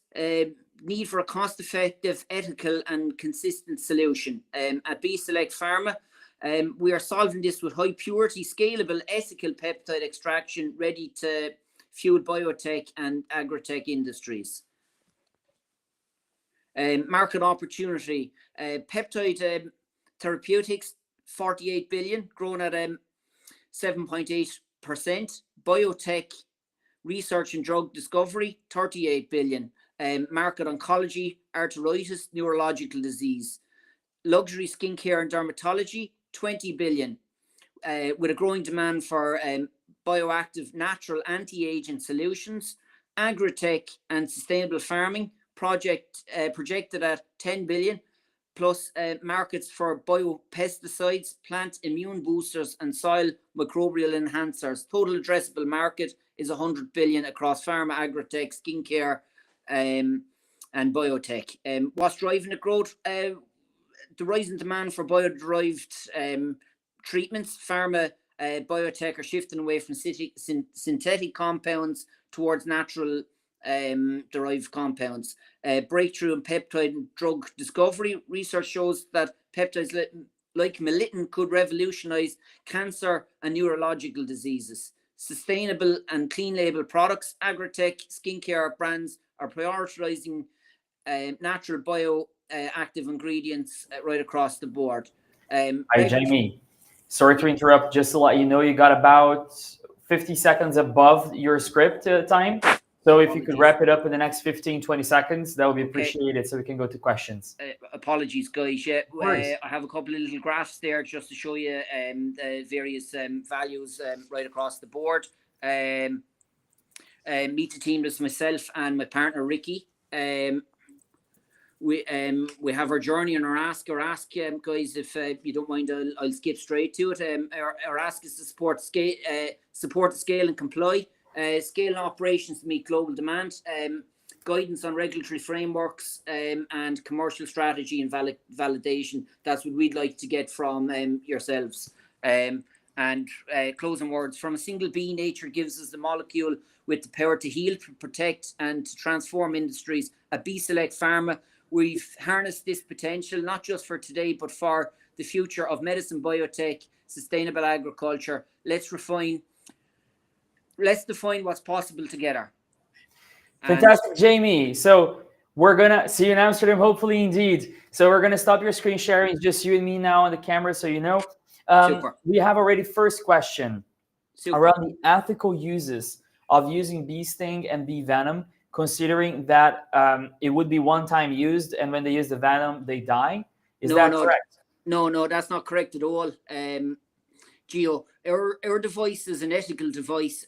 We have a patent pending on it at the moment. I can't go into fantastic detail about it, but to answer your question, bees have a defense mechanism, which is a stinger, and why they actually die after stinging is that becomes detached from their body. With the device we have, it doesn't become detached from their body. They excrete the venom, but they retain that mechanical function in their body of their stinger. So after 2 or 3 days, the venom in their body is regenerated, and the bee continue to live a healthy and happy life and go about creating all the other fantastic products in the hive. So our device is unethical, it's safe, it's scientifically proven, and we have a patent on it, which we're quite proud of. I would be very proud as well. And also, I love how you described happy and healthy life. And I imagine a very happy and healthy bee going around still and making the world a better place. That's really cute, really cool and cute. What safeguards and validations ensure your peptide purity meets pharma and biotech standards? We're working with the Centre of Applied Bioresearch, a university in Tralee. They are doing the meta development for us, and also the validation of the peptides. So I'm not from a scientific background, Gio. I'll be honest about it. I'm on the business side of it, and my partner is a professional beekeeper. We are working with scientific partners on that for the validation of it, and also the regulatory paperwork required to sell it to the pharma industry. But that's very clever, right? You don't have to know everything. You Yes. just have to have the right partners that know it as well and can help you on your journey. It's a very clever way to go about it. Now we go to how do you plan to scale hive capacity and extraction volume without compromising quality or bee safety?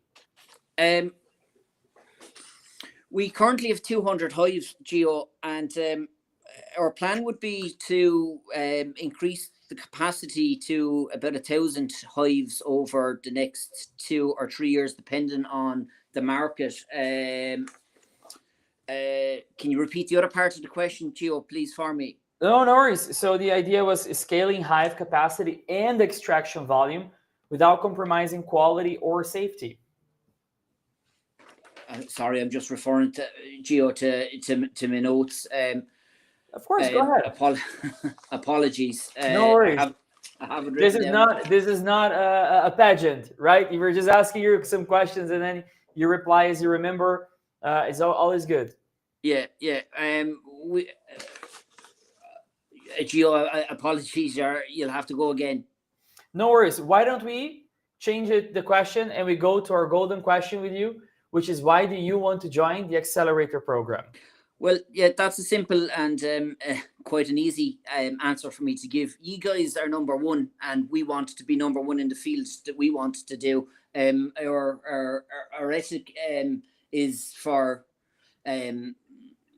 nature. We're a nature-driven business where we believe we can actually make a fantastic difference in the world of the beautiful bees.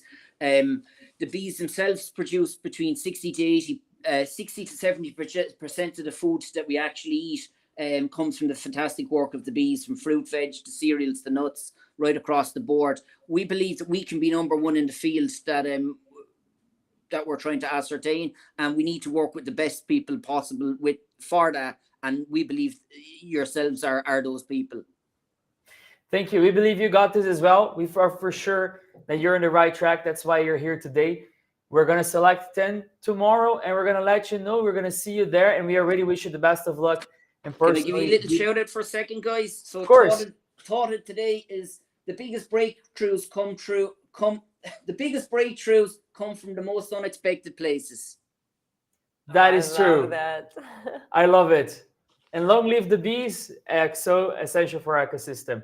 Thank you very much, Mr. Malone. We are going to continue our pitch day. Good luck. Absolute pleasure, guys. And I look forward to forming a bromance with you, Gio, in the future. Same, man. Same. See ya. Bye-bye.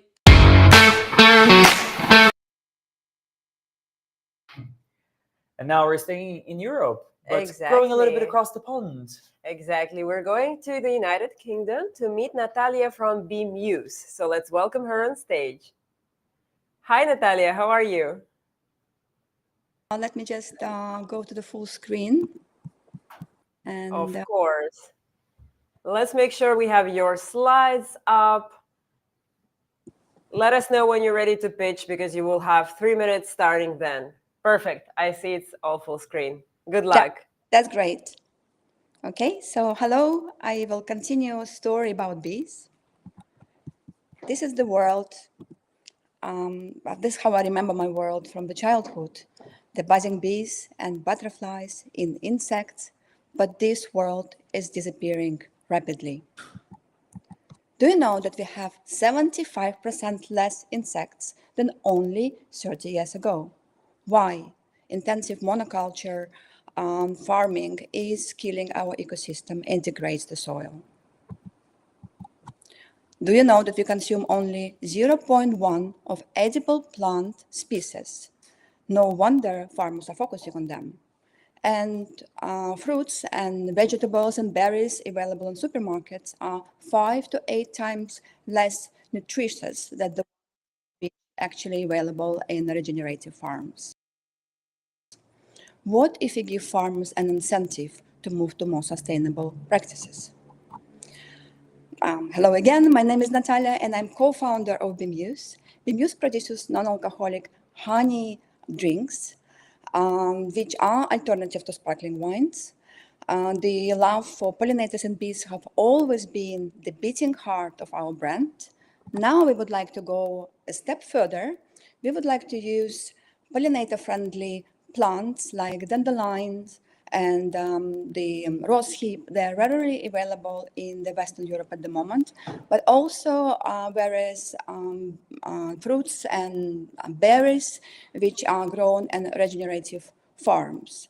That will make our drinks even more delicious and also give you the more nutrients and vitamins in the drinks, which is very healthy. We believe that that will also encourage farmers to go to more sustainable practices. To achieve our mission, we would like to partner with beekeeping organizations, sustainable beekeepers organizations, but also biodynamic farms and organizations like Tanit. Tanit is your alumni. We already contacted them, and they use a AI-powered platform to encourage farmers to move to regenerative practices. We believe that we'll have a fruitful cooperation with them and will source ingredients needed for our drinks through them and similar companies. The non-alcoholic drinks sector is experiencing a tremendous growth. You probably notice it yourself, and your friends and colleagues are also trying a lot of non-alcoholic drinks. People are looking for more sophisticated options, more healthy options too. Bemuse is already available in various countries of Europe. Here you can see a few flagship listings, and we have more demands from more countries. I will come back to that later.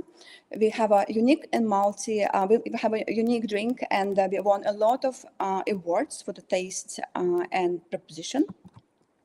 We have a scalable business model, including retail and on-trade, also direct to consumers, and I already mentioned international distribution. We have requests from other countries like US, Canada, Japan, which are also interested in our drinks. We have very diverse and experienced team, female founded, but have a man also in our team now, and we believe that we are well equipped to reach the global growth. So now answer to your golden question, why do we want to join your cohort? Because we want to get access to agri-tech community, to like Tanit, companies like Tanit, which will help us to achieve our mission. We also want to improve our business case and be introduced to impact-driven investors and raise 500,000. And why us? Because we have delicious products, which are actually next to me here, which are loved by consumers. We have a proven record in sales, and we are passionate about sustainability. We believe we have a commercial solution to encourage farmers to move to more sustainable practices and also to empower consumers to make real change and move to the healthier, nutritious. Amazing. Thank you very much, Natalia. Just to understand, so Bemuse makes unique non-alcoholic drinks with honey and regeneratively grown fruits and pollinator-friendly plants to help farmers to restore soil and biodiversity and to add variety and excitement to consumers' diet. Be inspired to drink differently. Please check our website, send us messages. We will be very happy to answer all your questions. And amazing. Thank you very much for your pitch. It's always great to see how our alumni is also interacting with a new wave of startups. It's also, again, really interesting product. So we already have quite a few questions. So can you tell us a bit more on the consumer feedback that you have gotten that helped shape your product? What are you hearing from consumers? Well, our drinks are already quite healthy because even though they're honey-based, they are not very sweet. And that's already a big need because a lot of non-alcoholic products are extremely sweet. And we created something which could be well positioned to company foods. And then consumers love it. They really miss this kind of products on the market. And could you a bit describe what is your main consumer type? What consumers mostly say. I think it was also quoted that they are really refreshing. They are complex and they can replace wine, but honey is much more sustainable ingredient in this case. So consumers love the idea of variety and refreshness and uniqueness of our drink. Amazing. Can you tell us a bit more about your go-to-market plan? So how do you plan to expand without, well, while scaling, of course, without losing your core brand identity? Well, I think the core brand identity is staying the same. We just want to go further and we want to be more impactful. And also we want to bring more delicious and healthier solutions, drinks, options to consumers' table. So in that sense, we already, as I mentioned, in contact with Tanit and already working with them to get fruits and berries from Peru. And potentially make the syrups that's needed also there, which will be, we believe, also more cost effective. So, and hopefully we will have access to more countries and companies. We're also talking to a lot of farms here. And we, with pollinator-friendly plants, we're also looking at a soft drink option, which we believe will help us to grow quicker in retail. Amazing. Great Well, job. I will just ask another question Go maybe ahead, from go our ahead. ecosystem. So it's from one of the mentors, so could be, again, relevant. Is the drink mixed with other fruits to create it, basically? Yeah, the drink is fermented. And there are different, we have 4 flavors in our range at the moment. So usually we also use herbs and spices in our drinks next to fruits and berries. So I think it's the drinks are quite complex and very interesting, very unique. Nice. Congratulations. Now, what is your biggest challenge currently? We do want to grow further. So the biggest challenge is to find the best way to achieve our mission, but also get investment from the impact-driven individuals, because I think we believe that we would like to work with like-minded people to grow our brand and not to lose our identity. Amazing. Thank you very much. Of course, you already gave a very nice reply to that question, to the golden question of ours. But if you have to summarize in one sentence, why now? Because we're now well equipped and we're really ready to go. And our discussions with Tanit already create a lot of excitement in our team. And we are looking forward to meet to other companies and cooperate on helping pollinators, the soil, and have more sustainable practices and have a healthy drinks on our table. Fantastic. Well, we can't wait to meet you tomorrow again for the announcement. We wish you the best of luck in the next rooms. And thank you for inspiring us today. Thank you.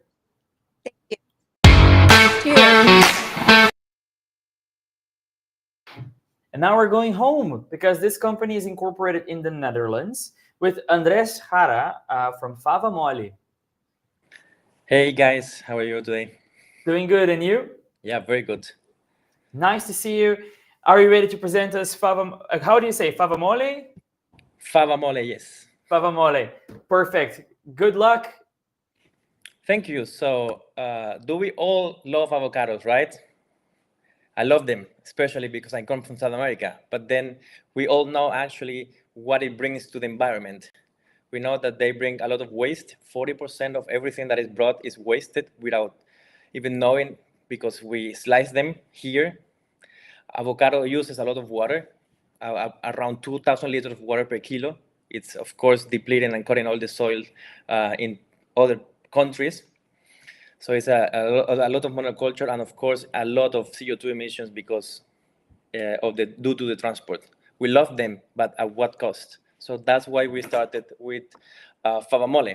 Fava Mole is a local alternative to traditional avocado. It's made from plant legumes that are grown in the Netherlands. Also really, really good for regenerative agriculture, plant-based protein, and fiber, especially these two, that there is a deficit of fiber intake in Northern European countries. It uses 100 times less water, so 200 liters of water per kilo of fava beans. And with this, we're just basically aiming to create a more reliable, strong supply chain. Why now and why this is really important? So the European market of avocado is about 1.5 billion euros in 2024, and of guacamole it was 450 million. There is a change on the increase of the consumers to actually go for more local healthy options. So then it's not a trend. It's just like now people are actually wanting to go for it. And then of course the market shift is not just in the B2C, but especially in the B2B, with companies wanting to be reaching their CSRD goals and Scope 3, Scope 1, and reduce their CO2 emissions because of regulatory governmental steps. So this is our team. I am Andres Jara, founder and CEO of Fava Mole. I'm a farmer, a food producer, a chef with 10 years of experience in regenerative agriculture, food production, and logistics. Then we have Edwin, that is our product development chef, advisor, and with 20 years of experience, there is a lot of alignment in what we do.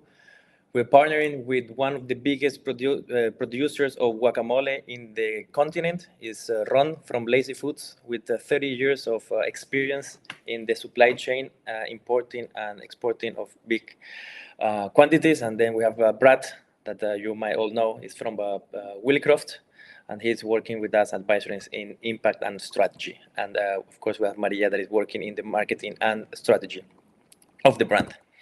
We have reached some really great milestone. We started in September 2024. We did launch at Horecava. We're now delivering already to our first producers. We're mainly working with governmental offices that are loving the product. And then, of course, our mission is to bring more fava beans into the soil, because this way we can actually capture more carbon, more nitrogen, bring plant-based and fiber, delicious food to the diets of people without changing their eating habits, and showcasing that sustainability can be, a company can be sustainable and regenerative while making profit. Amazing. Just to, not to interrupt you, but you're 30 seconds above the time limit, so we're just going to need you to wrap up a little bit. Perfect. This is the last slide. Sorry. So this is our business model. We're going to B2B, B2C, because in B2B there is where the volume, and then afterwards we're going to go into B2C in 2026, and we're looking for 350,000 euros investment to start the production scale to reach our highest potential. We have already a lot of traction, and our call to action is we're looking for investors, but mainly for financial advisory, to really crack on the numbers and make this the success that it already is. Amazing. I love the concept. I love the idea. I have to say, I'm super biased as also a plant-based diet person. Definitely very interesting to know a little bit more about your solution. Also, fava beans are delicious. Hello, they get the taste of anything you put it in, actually. So you already have me on your side. Let's call it that. But now let's answer the questions from the audience. First one: what are your main challenges in shifting consumer preference from avocado-based products? Well, I would say the biggest challenge is a language barrier here in the Netherlands, because fava beans in Dutch is tuinbonen. So when I said to them fava mole, and they don't really relate. So it's actually really interesting, because they call it flava mole or fava mole. So it's a matter of educating in the target consumer here right now. So this is our biggest challenge at the moment, because afterwards they try it, they are convinced. What is the shelf life of your product? So we do actually HPP, pascalization. So we don't want any chemicals, additives, or any preservative. Our shelf life is 60 days in the fridge. Yeah, that's still pretty good. 60 days. Avocado doesn't get there. No, and it doesn't brown. So you have avocados that you open, and while you see them, they become like they oxidize. We don't have that issue. Fantastic. No oxidation. Now, another question about that: how are you securing and scaling production while maintaining sustainability and consistency? Of course, this person probably knows the case of Oatly, right? That wasn't, unfortunately, able to maintain consistency with production. How are you securing and scaling that? Well, let's put it like this. Like first in the sustainability aspect. If we go, let's say Unilever size, there is not such a thing that we're going to do bad because the only thing we're going to do is we're going to put more legumes in the soil. Therefore, more regeneration, more nitrogen fixation, and more soil life. So there is no way that doesn't matter if we go Unilever scale that this is going to harm. And with the quality, we already partnering with one of the biggest production leaders in the Netherlands with that we can produce 1.2 tons a day in the factory. Wow. And while scaling up, what we just realized is that the product actually got better because they have better machinery. Okay, quick question. That's not from the mentors, but it's from me. What's the protein content of your fava mole? Sorry, say it again. The protein content. Protein content. So, that's actually a really good question. We used peas and town bonin, the town bonin fava beans. So the fava bean is the one that actually has the most protein content in on the beans. So it's 26 gram per 100 grams of beans. So we have around 15 to 20% in the product. That's amazing because for comparison purposes, an avocado has a maximum of 4 grams. For a whole avocado, actually, for 250 grams, they were going to have 4 grams of protein. And the average chicken is going to have 27 grams. So you almost have the same amount of protein as chicken, but in your delicious dip of avocado. That's fantastic. I love that. Yeah, but this is also because of the amount of beans that are in the product per serving of 100 grams. That's a very cleverly designed product. Do you have any questions? Yes, so our mentors have some questions. So what is your strategy for winning in retail versus in food service? And where's the biggest upside in that? Well, then one of the key elements that we have realized is that once we go to B2C, we are proposing a new product without changing the consumer behavior. And that is already the most important key element that we have studied because people already love guacamole. People, they already know what to do with it. And then some of them are not even eating it because they know what it brings. So we are actually aiming to go through that strategy. And then one of the key challenges, it would be really brand awareness and activation of events. I think it's one of the key elements once you enter B2C. Amazing. Fantastic. And another question on the price. So what's the price difference compared to standard avocado-based food, higher, lower?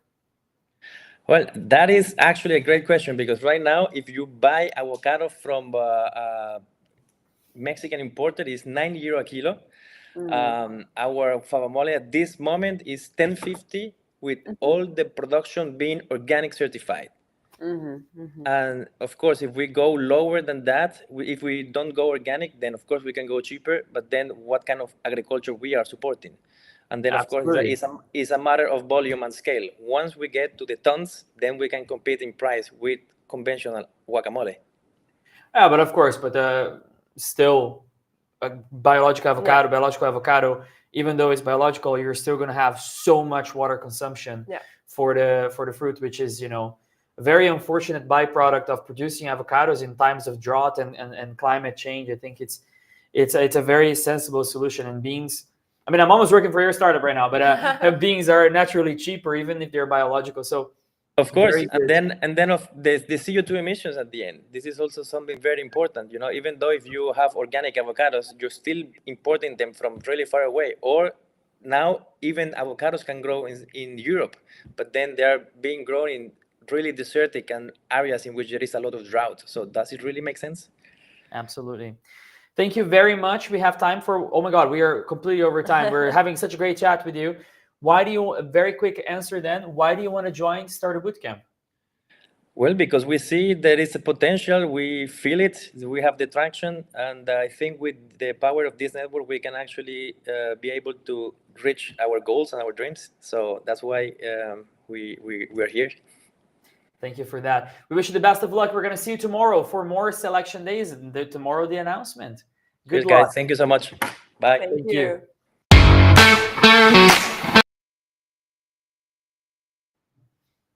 All right, so we are now traveling to Turkey to meet another food startup. We are meeting Murat from Kibele Food. I think that's how you pronounce it, but correct me if I'm wrong. Hi, Murat. Hi, how are you? Great, great. We're so excited to have you here. How are you excited feeling? to pitch? Very excited. I am more excited than you. Okay. That's hard, but I will accept it. I'll take it. The floor is yours. You have 3 minutes. Thank you very much. My name is Murat. Here is my story. I am a healthy eating freak. So my son, he's 18 years old, and he's a football player. So he and I want to have trustworthy, high quality food. It should be transparent and responsibly sourced, but it's not easy to find it in my country. So the problem is, I want to know my food, where it comes from, who makes it, and how it is qualified. So the solution is a created marketplace. It will be traceable, created, and purpose-driven, where you can find organic, gluten-free, vegan, low-carb, natural, or other kind of food. So we are looking for to be the Michelin guide for mindful eaters. So Uber owns no cars, Airbnb owns no hotels, and we grow no tomatoes. But we want to lead the market like these game changers with traceable, authentic, and sustainable food options. So why are we different? First of all, we strictly select producers, no middleman. We are value-driven, and it will be a discovery platform. You can find hidden gems globally. So the market is huge. It's booming. It's about $300 billion global organic market and growing at 12%. Vegan demand is also increasing, 50 billion by 2030. And we are targeting US, UK, and Europe markets because it is a lifestyle there to live healthy. So in our model, opening a shop is free. Listing is free. When a product is sold, we get 15 to 20% sales commission according to the country. So we already had an MVP in Turkey. We had about 100 customers, more than 100 producers. Also had a crowdfunding campaign raised in 7 hours, 75,000 euros. So I think we just validated our concept in our country, and now we want to grow globally. So this is our new platform. It will be launched in a couple of weeks in Turkey soon. So my team is a talented team with CTO, CFO, and some solution partners and marketing consultants. All of these people are shareholders of our company. So in Q3, we want to have an investment, seed investments. In Q4, we want to launch in UK or US, test the model. In 2026, we want to see the product market fit and another investment to grow globally. So why Startup Bootcamp? We want to access to global mentors, investors. We want a support for entering new markets. We want to work together to validate our product. We want to have community partnership and customers and fueling our mission. So join our food revolution at Kibele. We want to raise 250,000 euros for 10% equity to launch in UK or US, build a global brand. And don't think that it's an investment. It's a stake in the future of food. So let's all together know our farmer, our product, what we eat. Fantastic. Thank you very much for your pitch. Thank you very much for your energy. We already have some questions coming in. And as a reminder to the mentors, to the investors, you can ask questions through the chat box. And after that, when you already have asked the questions and formulated opinion, you can go to Matching Stars and actually vote if you think the startup belongs in the accelerator program. But back to you, Murat. So how do you ensure quality control and traceability across a growing network of small producers? Thank you very much. First of all, when a shop or producer apply to us, we make a meeting with them. We check their website, their products, and also we check their certificates. If they are selling organic food, they need to have organic certification, vegan food, vegan certification, etc. So each producer and each product is created with our team. Fantastic. And what strategies are you using to drive both consumer and producer acquisition? Let me know if you could hear my question. Sorry, I couldn't hear. So what strategies, go-to-market strategy do you have to drive both consumers and producers on your platform? Yeah, you know, the difficult part in a marketplace is to increase customers and shops at the same time. So what we are doing is just to start with a created limited number of shops, and then promoting them with our influencers and meta ad campaign. So we'll use influencer in May in Turkey to see what's happening, because influencers are very, very effective in our country. And I think 80% of our campaign will be through influencers. Clear. And what about the producers? So we reach them by person, because we find them in trade fairs. For the last 5 years, I am going to all food trade fairs in Turkey. I already met many of them.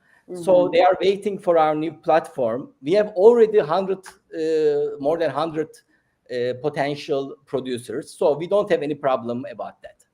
Amazing. And what is the challenge that you expect to have, and how do you plan to overcome it? I think the main thing is to make people trust in our platform.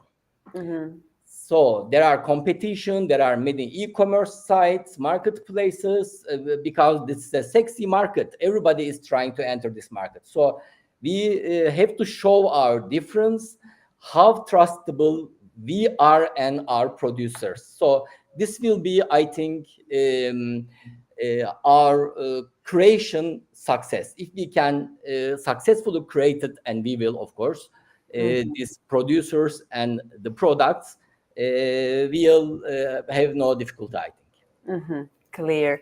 And another question. So now you plan to focus on Turkey. Do you have plans to go outside of that market? Of course. With Startup Bootcamp, we want to go global.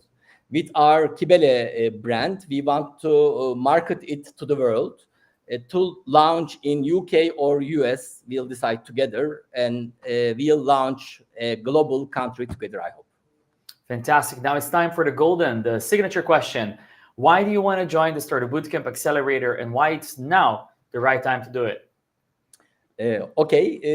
First of all, I need your mentorship. I need your experience. I need your community. I need your support. I need your investors. I need you to go global. And you for sure are going to go global with or without us, but I'm sure it's going to be a little bit easier if you can get in. We are rooting for you. That's why you're top 20. That's why we're with us today. We can't wait to see what the mentors are saying about your startup, what the selection panel is going to think about. But I say you're definitely on the right track. Thank you very much. Thank you very much. Have a great day forward, and thanks for inspiring us today. You too. Thank you. Thank you.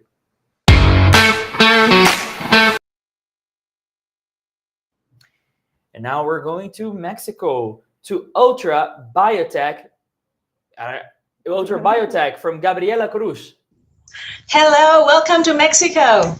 Hello, hola. Is it BG? Yes, BG. We are working in this side project of Ultra Biotech that will help us to be more sustainable in different products and ways here in Mexico. Then BG, I say correctly, BG or BG? It's BG. Biggie. Biggie. Yeah. So Biggie, I want you to make it big and give us your pitch right now. You have 3 minutes. We're sharing your screen. Good luck. Thank you. How many times have you heard, you are what you eat? Well, I've heard that a lot of times, but honestly, I didn't believe it until I was able to heal my anxiety through my gut. For real. Just like me, 70% of the population in developed countries suffer from digestive issues, experiencing lack of energy, brain fog, bad mood, anxiety, bloating, and much more. Let me ask you something. Have you ever seen a sad honeybee? Of course not. Do you know why? Because bees eat bee bread. Bee bread is a naturally fermented superfood packed with enzymes, probiotics, a lot of protein, vitamin, minerals, and antioxidants. It keeps the bees healthy. But if bees get sugar water, they can actually get sick. This is just like us. If we rely on sugar, caffeine, medicines to feel better, at the end, we will also be sick. But don't worry, bee bread can put you on track to a healthy gut microbiome. To achieve this, we've created Bee, a unique form of bee bread that maintains fermentation and tastes delicious. It's sustainable, helping smallholder farmers and the local ecosystem through SDGs. And also, it's scalable, and with our own proprietary methods, will be produced at industrial levels, keeping it 100% natural and without harming the bees. In the beginning, we shared Biggie with friends and family, and they love it so much they start sharing it with everyone. Now we have repeat customers that say constantly to us, I am not the same without it. This led us to sign an MOU with Ambrosia, a chain of health food stores in Canada who can't wait to fill their shelves with it. We will be selling retail and also direct to consumer through Amazon, Shopify, and social media, focusing on monthly subscribers who don't want to run out of Biggie. In this first stage, we will be raising 500,000 euros to increase Biggie production, kickstart sales and marketing, and also for R&D to keep innovating gut health. I am Gabriela. I know how to live and I know how to heal. As a psychotherapist and a regional director to the Mexican federal government, I oversaw hundreds of schools and thousands of employees. And I spent a decade learning how to be a female leader in a male-dominated industry. And I also learned that I really like being the queen of the hive. As a new mother of a little baby girl, I want to really use my talents for my own business. And Vicky comes from Veracruz, the region I love, where I was born and raised.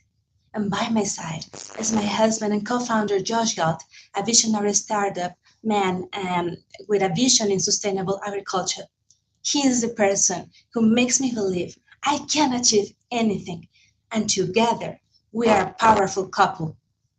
We are really excited to participate with you guys in the Startup Bootcamp because we know we share an aligned vision. We are creating positive impact and change. And together, we will heal the world's microbiome on one delicious Biggie spoonful at a time. Gracias. Thank you so much. Thank you very much. Gracias a ti. Here we go. So a probiotic-rich fermented bee spread. That's a lovely way to describe your product. I already have some questions here. How do you select your producers and verify their sustainability and other certifications? Of course. Well, as I've said in my deck, I've been working in this region for more than 10 years. And I was born and raised here, and I look a lot of local ecosystems and farms because of the past job that I have with these trade schools. So I go with them and they show me their farms. It's kind of difficult here in Mexico to have some certifications, but we definitely are trying to give them all the knowledge to be encouraged to have the fair trade certification. What we do is actually going to the farm and talk to the farmers and see their farms. They teach us how they produce their soil and their products. It can be coffee plantations, it can be the hives, it can be macadamia nuts, whatever they grow in this fertile region. And we make some tests. We are partnering with a university in a small town called Huatusco, and they will help us to realize if they are putting chemists or not, and how is the quality of the product. Okay, that is amazing. Now, how do you ensure the preservation of active probiotics and nutrients at scale. Probiotics is a big word, right? Everybody wants to work with probiotics, prebiotics. How do you make sure that they are up to quality standards when you're scaling? Well, first we need to make sure that the soil is good, that we are growing good flower, good plantations, and that the bees are healthy in their colonies. Once we are making sure of this, we have our own proprietary methods which I can't reveal fully, but what I can tell you is that we have a very controlled process of fermentation, and we find like how to realize when the lactic acid is on top, so we can preserve this in jars. As you know, honey lasts forever. That's what everyone says, and it maintains the fermentation because honey and its proprietary contents. Fantastic. Amazing. Now we're going to talk about certifications. Do you want to take this one? Yes. So another question: do you need any food certifications to export this outside Mexico to Canada, European Union, US? Well, so far, no. Here in Mexico, we don't have certifications for selling and buying honey or to sell this to Canada and United States. I'm not sure about Europe so far. That's why I need you guys. And what I know is that in some countries like New Zealand, we can't send honey at all.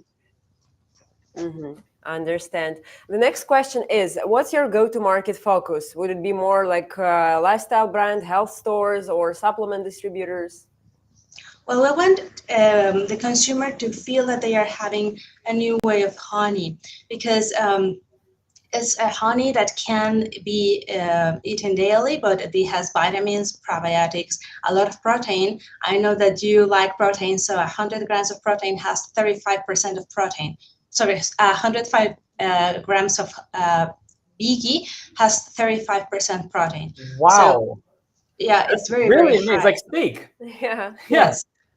Wow, so we're wishing to put this in health stores, but also in markets that are very focused on honey approach. We know that there are consumers that are only attracted by honey, and they feel that honey is their superfood, their only supplement. Yeah.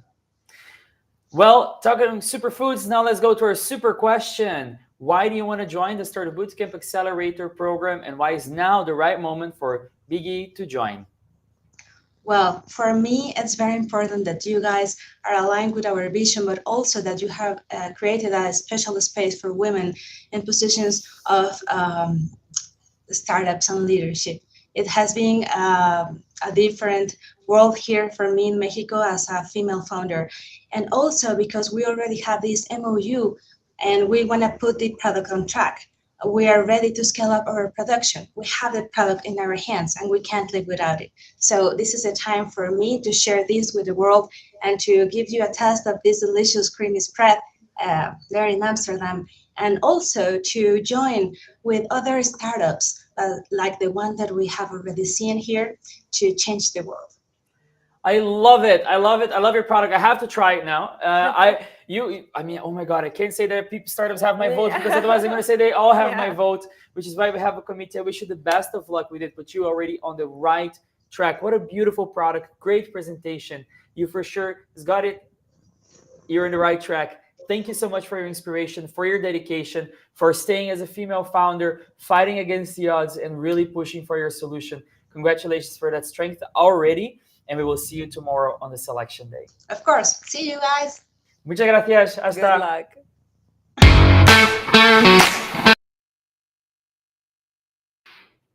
Well, we are now traveling all the way to Philippines from Mexico. That's quite a trip.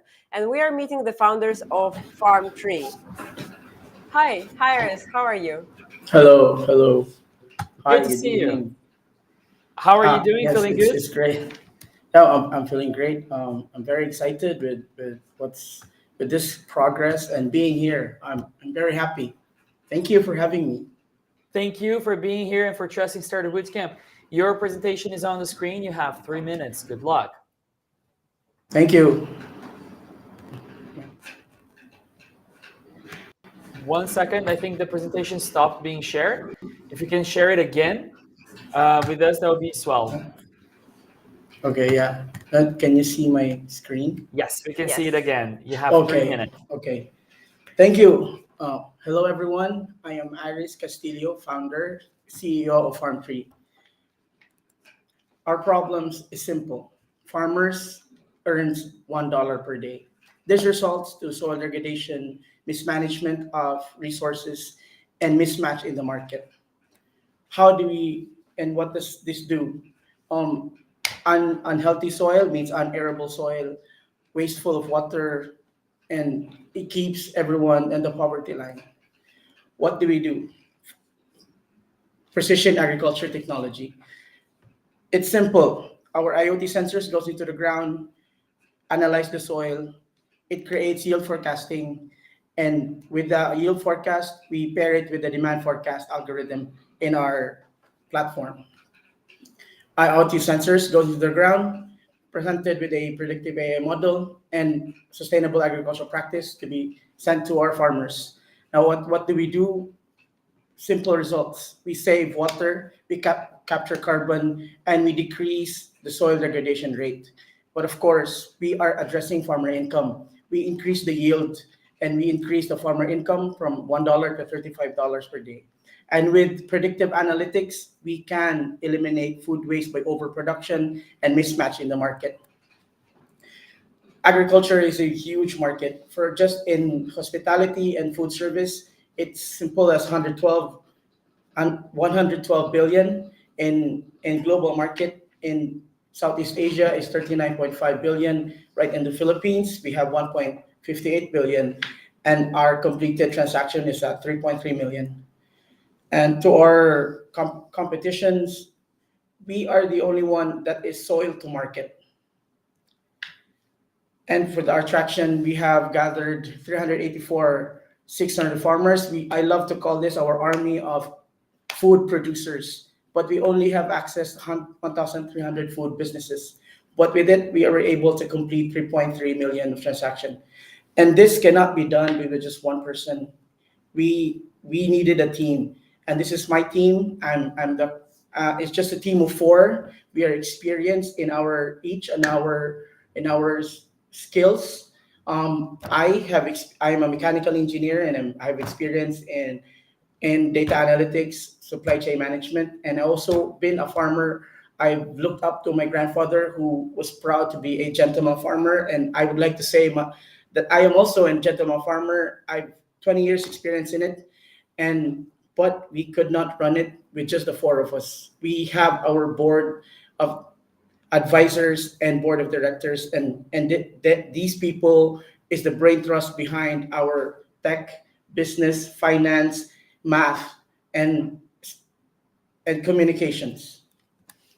And with a simple case study, this is Nang Pasing, our farmer here in the Philippines. We deployed our first IoT sensor. We let her allow her to reach the market. She grew cassava, corn, and also native chicken, and she sent the native chicken to a local restaurant, and with just simple 6 months from poverty line, we were able to reach her above the poverty line. And this is our farms and our farmers and our traction, and that's it. Thank you. Let's cultivate the future together. Let's cultivate the future together. Indeed, I love the tagline. Welcome back. Now we're going to go for some questions. First question from the audience. How does your platform integrate predictive insights with real-world farming workflows and logistics? We have a demand forecast algorithm and also yield forecast algorithm. So we see the IoT sensor gathers data from the soil and also what is being planted, and we see what's on the market. So the farmers can see now what other people are planting, and the market can see what the farmers are producing. Yeah, forecasting is so important, right? I mean, how can you know what you're going to do now if you cannot plan for a future? It's a really brilliant solution you guys are going on. Exactly. Yes. But before, I'd like to share a story here in the Philippines. Last year, last year, we experienced a heavy drought, and the production in farms were very low, and the farmers that used our platform and our IoT sensors, they were able to predict the drought and the production. So they stayed above the production line, and they were able to produce the right amount just to stay off being buried by drought. That's yes. fantastic. This is actually exactly the answer to the question that we had from the audience, because the question was, what early results are you seeing for farmers that are using your tools versus traditional methods? But maybe you can expand a bit more on the comparison between your tool and the traditional methods. We focus on science, and specifically in arthropods. So our team of agro researchers go into the ground, use our tech, and then research on arthropod behavior and relationship with the soil. So with it, we are able to see the behavior of the soil, from nutrients to humidity, and with it we couple it with our predictive algorithms, and here we are. The farmer knows when to plant, how to plant, and when to harvest, and what's the value in the market as well. Fantastic. Another question, are you using AI? Well, yeah, but then you can tell more about it. AI and blockchain along with IoT to integrate the supply chain? Yes, for now, blockchain, not yet, but we are integrating AI into the supply chain. Can you tell us a bit more on how that benefits? Number one is yield forecasting. The AI reads the yield forecast. Next will be the demand forecast. The AI also read the demand forecast, so the farmer knows how much to grow, not just grow and overproduce. The farmer knows what to grow and what is best in season. So the farmer also knows, with the yield forecast and the analytics in the soil, the farmer knows what is in the soil and how much it can produce in the soil. It basically affects the bottom line cost of agriculture and the unpredictability of agriculture. It mitigates the risk in agriculture. That's really brilliant. Do you want to? No, you can go. You can go. So how do you plan to scale across Southeast Asia while navigating this fragmented infrastructure and policy? Yes, it's right in the Philippines. It's a best laboratory for our tech and our solution, because we are archipelagic. We're separated by sea, and we have a lot of policies with our agriculture and also economic stress. So we can test it, and we are still building the model how to scale it. But we do have plans. We have specific go-to-market strategies for Southeast Asia and globally. Fantastic. Well, thank you very much. Great pitch and answers. And now it's time for our signature question. Why do you want to be a part of Startup Bootcamp Accelerator, and why do you want it now? I have very specific goals here. Euro Soil 2030. That is climate fund. Yes, we are there. Euro Soil 2030, regenerating the soil, healing the soil. We want to be part of it, and we believe Startup Bootcamp is the foot in the door. So here we are, and we are ready to take our technology, our solution, our team, and our know-how to bring this to the Euro 2030 soil. And also, Netherlands has the largest and the best agri co-op in the world. Well, the Philippines has the largest co-op system, and we work specifically with co-op and farmer associations. We love to learn how the co-op in the Europe does its whole ecosystem. Those are the specific things and goals that I would like to achieve, why we are in Startup Bootcamp right now. Amazing. Thank you very much. Again, great pitch, very clear answers, and we wish you best of luck in the next steps of the selection process. Good luck. Thank you. Thank you. Thank you so much.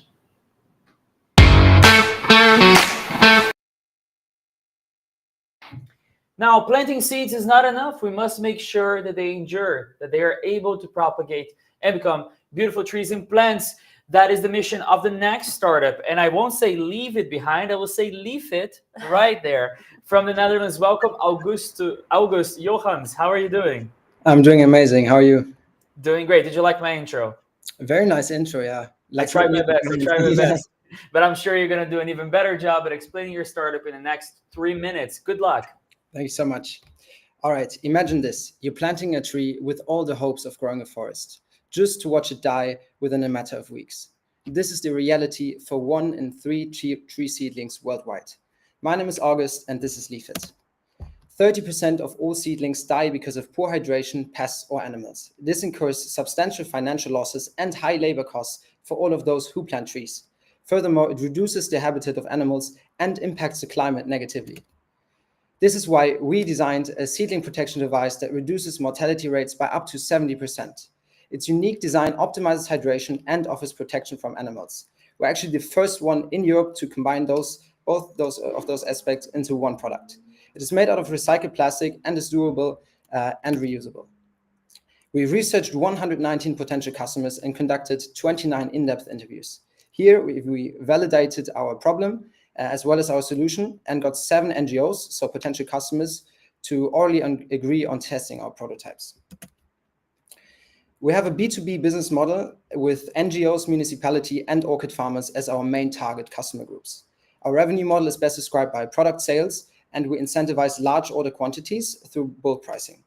Here's a simplified overview of our cost structure. In a bulk order, a customer would pay €7 per unit. We have cost of goods sold of roughly €4 per product, which leaves us with a gross profit of €3. In February, we received a €2,500 startup voucher, and we're partly backed financially by Inactus EOR, who, for example, help us co-finance a 3D printer for our prototyping. However, we do need €75,000 for the next 2 planting periods, so roughly 1 year, to fully finance the first round and, of course, for operational overhead. Now, meet the people behind the mission.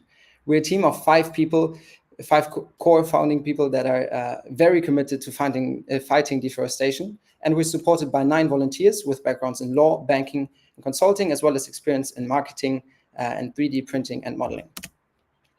With Leafit, we're tackling SDG 13 and 15, but now coming obviously to the most important part, why are we a perfect fit for Startup Bootcamp? We're ready to invest all the time and energy you can imagine. We'll be there no matter what. However, your mentors and coaches will help us gain the professionalism and scale our operations. Also, you will be able to guide us through the world of VCs, angel investors, and help us get through the financing. Furthermore, your €25,000 will have an actual impact for us because this will allow us to get through lab testing and small-scale field testing. Concluding, we want to make Leafit the standard solution for tree planting issues and help millions of seedlings to become adult trees. Your coaches, connections, and cash will help us make that vision happen. This is why we need to join you at the Startup Bootcamp. Thank you. Thank you very much for your presentation. Now let's go to the questions from our mentors. First question, how does your hydration technology and design outperform traditional tree guards and irrigation tools? Yeah, that's a great question. We analyzed basically all competitors that there are, and usually what they do is they focus either on hydration or protection from animals, and we're really combining both aspects into one. So, for example, for hydration, you have very expensive and very bulky products, but then they do not repel, for example, deer, which are actually one of the most severe causes of seedling hydration. So how we outperform is that we offer a holistic solution for all things that threaten seedling survival. Amazing. Then what feedback have you received from NGOs and municipalities from your early pilots? Yes, so the feedback was mixed, and initially we were a bit surprised about that. Okay. But this is due to the fact that it's very hard to throw all of Europe into one bowl here, because we have very different geographic regions. So if we're closer to the coastline, so more Atlantic Europe, there malhydration, for example, is not an issue because, for example, in the Netherlands, I'm sure you know, it just rains all the time. So you don't need to worry about hydration for your tree. However, if we move more to continental Europe, more inwards, so starting in Eastern Middle Germany, for example, their hydration is of huge importance. So what we heard from the feedback we got from initial pilots is that for continental Europe, it's very much sought after, whereas for Atlantic Europe, not so much. I mean, it's great that you went after, not afraid to ask, to search around, to receive that feedback. That shows a great and resilient startup. Good job with that.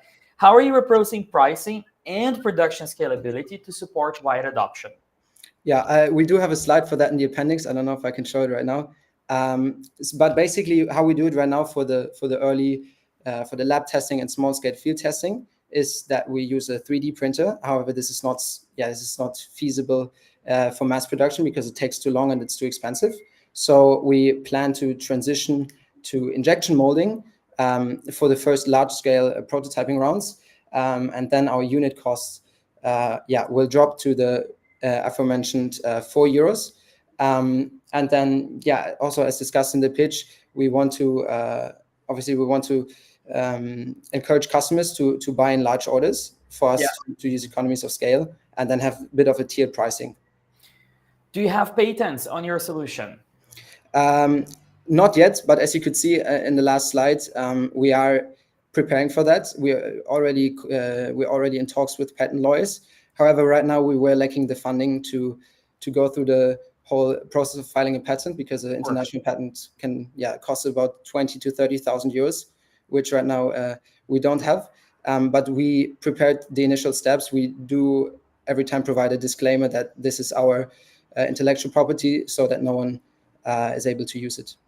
No, it makes total sense, and I think that's a claim to any European regulators out there, right? Guys, help us out here. Startups need to be able to file for patents. We need to make sure things are less bureaucratic and more accessible for young innovators. So thank you for fighting the good fight. Amen. We have to go for the golden question. Why do you want to join the Startup Bootcamp Accelerator program?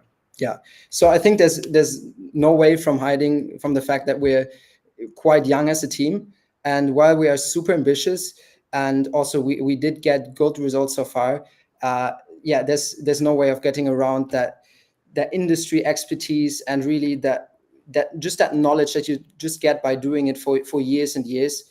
And so we really hope to get great coaching and mentoring and also leverage the network of Startup Bootcamp to be able to get the expertise, not only for the development of the product, but also just scaling the operations, scaling the logistics system, the supply chain. Those are the main things. Fantastic. We wish you the best of luck. I think you got what it takes. Thank you for inspiring us. Thank you for sharing your story, your passion. You guys have all the ambition, and that's what you need. You need resilience, you need ambition, you need strength, and you need a desire to make the world a better place. Yes. Thank you for your pitch, and good luck. Thank you so much for having us. Thank you.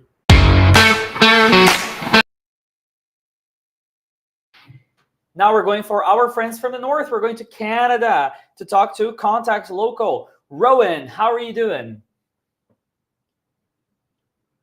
We're trying to bring Rowan to the main stage. That's not on Rowan, that's on us. Yes. How are you doing? I'm doing great. Thanks for having me.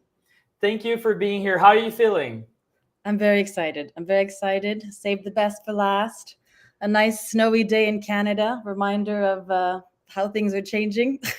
I can imagine. Here it's a beautiful spring day, I have to say. It was a long winter, but I'm happy that at least it looks pretty over there. Now we go to your pitch. You got 3 minutes, and good luck. Thank you. Oh, wait. Yes, we got your screen up. Good luck. Good luck. Thanks. So, hey, folks, we're Local, a farm-to-table platform that connects farmers directly to customers, making local food easy, accessible, and profitable. The local food market is booming, but the infrastructure is broken. Local food distribution is inefficient and outdated. Farmers lack tools and customers lack access. Local solves both. Selling B2C is the most profitable channel for farmers, but most digital tools weren't built with small farms in mind. As small business owners, farmers juggle every role. They spend hours managing orders, payments, delivery across disconnected tools when they should be focused on growing food. Marketing is equally fragmented, and many farmers don't have the experience to do it well, making it hard to attract new customers. It's lost time and lost revenue. Consumers want healthy local food, but there's no easy way to discover and purchase from nearby farms or get delivery. Everyone loves the idea of local until it's harder than ordering Uber Eats. We are building the infrastructure local food is missing. The Farmer app gives them everything they need to manage product, basket memberships, inventory, orders, delivery, and payments all in one place. It's about saving time and growing revenue. The Marketplace app gives consumers a simple, modern way to shop local, find nearby farms, personalize their weekly basket, and get it delivered to their door. Think Shopify meets Farmers Market, designed for today's expectations. Local is the first fully integrated platform designed specifically for small farms. Our wedge is smart. We start with farms selling weekly baskets and help them do it better. By improving an existing model that has traction, we populate both sides of the marketplace and unlock networked effects. We also have a unique farm ambassador program offering off-season employment to farmers. So we interviewed over a dozen farmers, signed up 3 pilots, and completed our first end-to-end sale and delivery. We've built our marketplace and farmer apps for both iOS and Android, ready for next season. We take a 3% fee from farmers and 5% from customers on every order. Our long-term model also includes premium subscriptions. So I'm Rowan. I studied agriculture in Canada and the UK, worked for Montreal's most successful local food startup, and scaled a wholesale food business from 1 to 10 mil. My co-founder, Andrew, is a seasoned software engineer. He's built 0 to 1 at multiple startups and raised a 4 mil seed round. We actually met at a course on sustainable development at the UN's University for Peace in Costa Rica and have been friends ever since. And today, we are tackling key sustainable development goals together: decent work and economic growth, responsible consumption, and production. We're ready to grow. Startup Bootcamp gives us what we need to scale: a powerful network to explore opportunities across Canada and Europe, mentorship to avoid costly mistakes, and a community that shares our values. Thanks for listening. I'm ready for questions. Thank you very much for the great presentation. Indeed, let's build the future of local food together. Now we got the first question coming up. What early adoption signs have you seen from CSA farmers or local buyers in Quebec? So I'm from this sort of network. So I studied agriculture. So it really started off with me and my friends. And when I graduated, I didn't want to do it because I didn't think there was enough profitable. It wasn't profitable enough. So basically, it really started with my friends who went out and started doing it themselves. And we've really been building this product in tandem with them. So that has been major feedback for us already, plus all our interviews. And also, I worked for a local food startup that had been very successful. So we know that in our city, the market is very fruitful. Nice to see. And I mean, currently, of course, selling internally does have a really big need, right? I mean, we are looking at countries that are trying to be more self-resilient. How do you see that the current political landscape has changed the importance of your startup? I think it's made it more important than ever. I think we're in this perfect storm of opportunity. And yeah, I mean, we've had the sentiment in Canada, obviously, to go local because our neighbors are getting a little feisty. But I honestly think that it's bigger than that. And local can mean so many different things on different scales. But fundamentally, it's really about supporting small businesses. Great answer. Amazing. And what would you say are the features or services that drive the most value for farmers and consumers? I think initially it really comes down to simplifying their operations because there really isn't anything. Farmers are often very disregarded in this sense, especially the small ones, and everyone else has such easy access to e-commerce, but you really need specific sort of features for an agricultural product. So that's definitely one. And the second one is, the membership model, I think, is also really, really solid. And obviously, once the marketplace is populated, then they can acquire new customers, which is sort of the other thing. So optimizing and growing. Fantastic. How do you plan to differentiate in competitive markets such as European and the US? I mean, would you also still be willing to do it, or are you still focused just on Canada? I'm asking the questions that are here. They come a little bit before you can reply. Yes. So basically, we really designed something that was fully digital.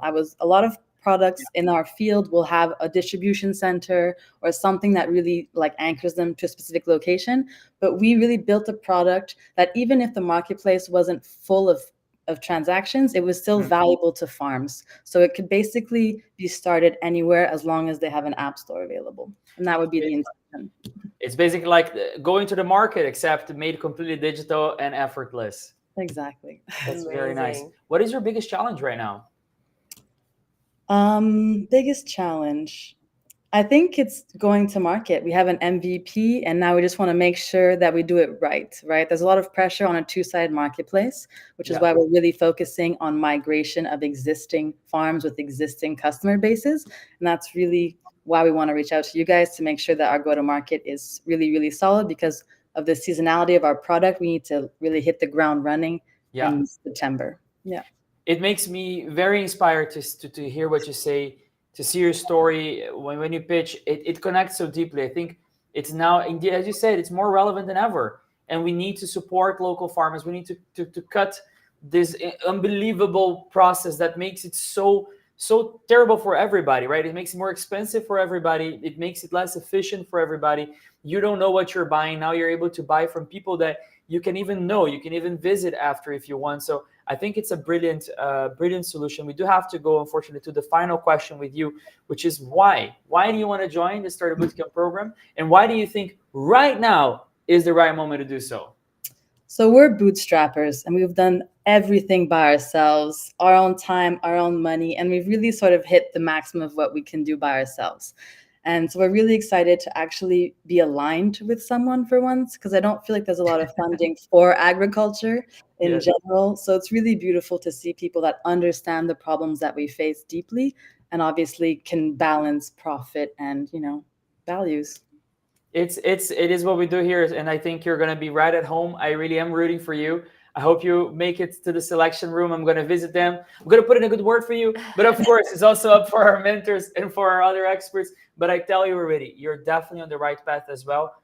I couldn't be more inspired, and I wish you the best of luck in Canada and in the world. You got this. Thanks so much. Thank you. Thank you. Bye.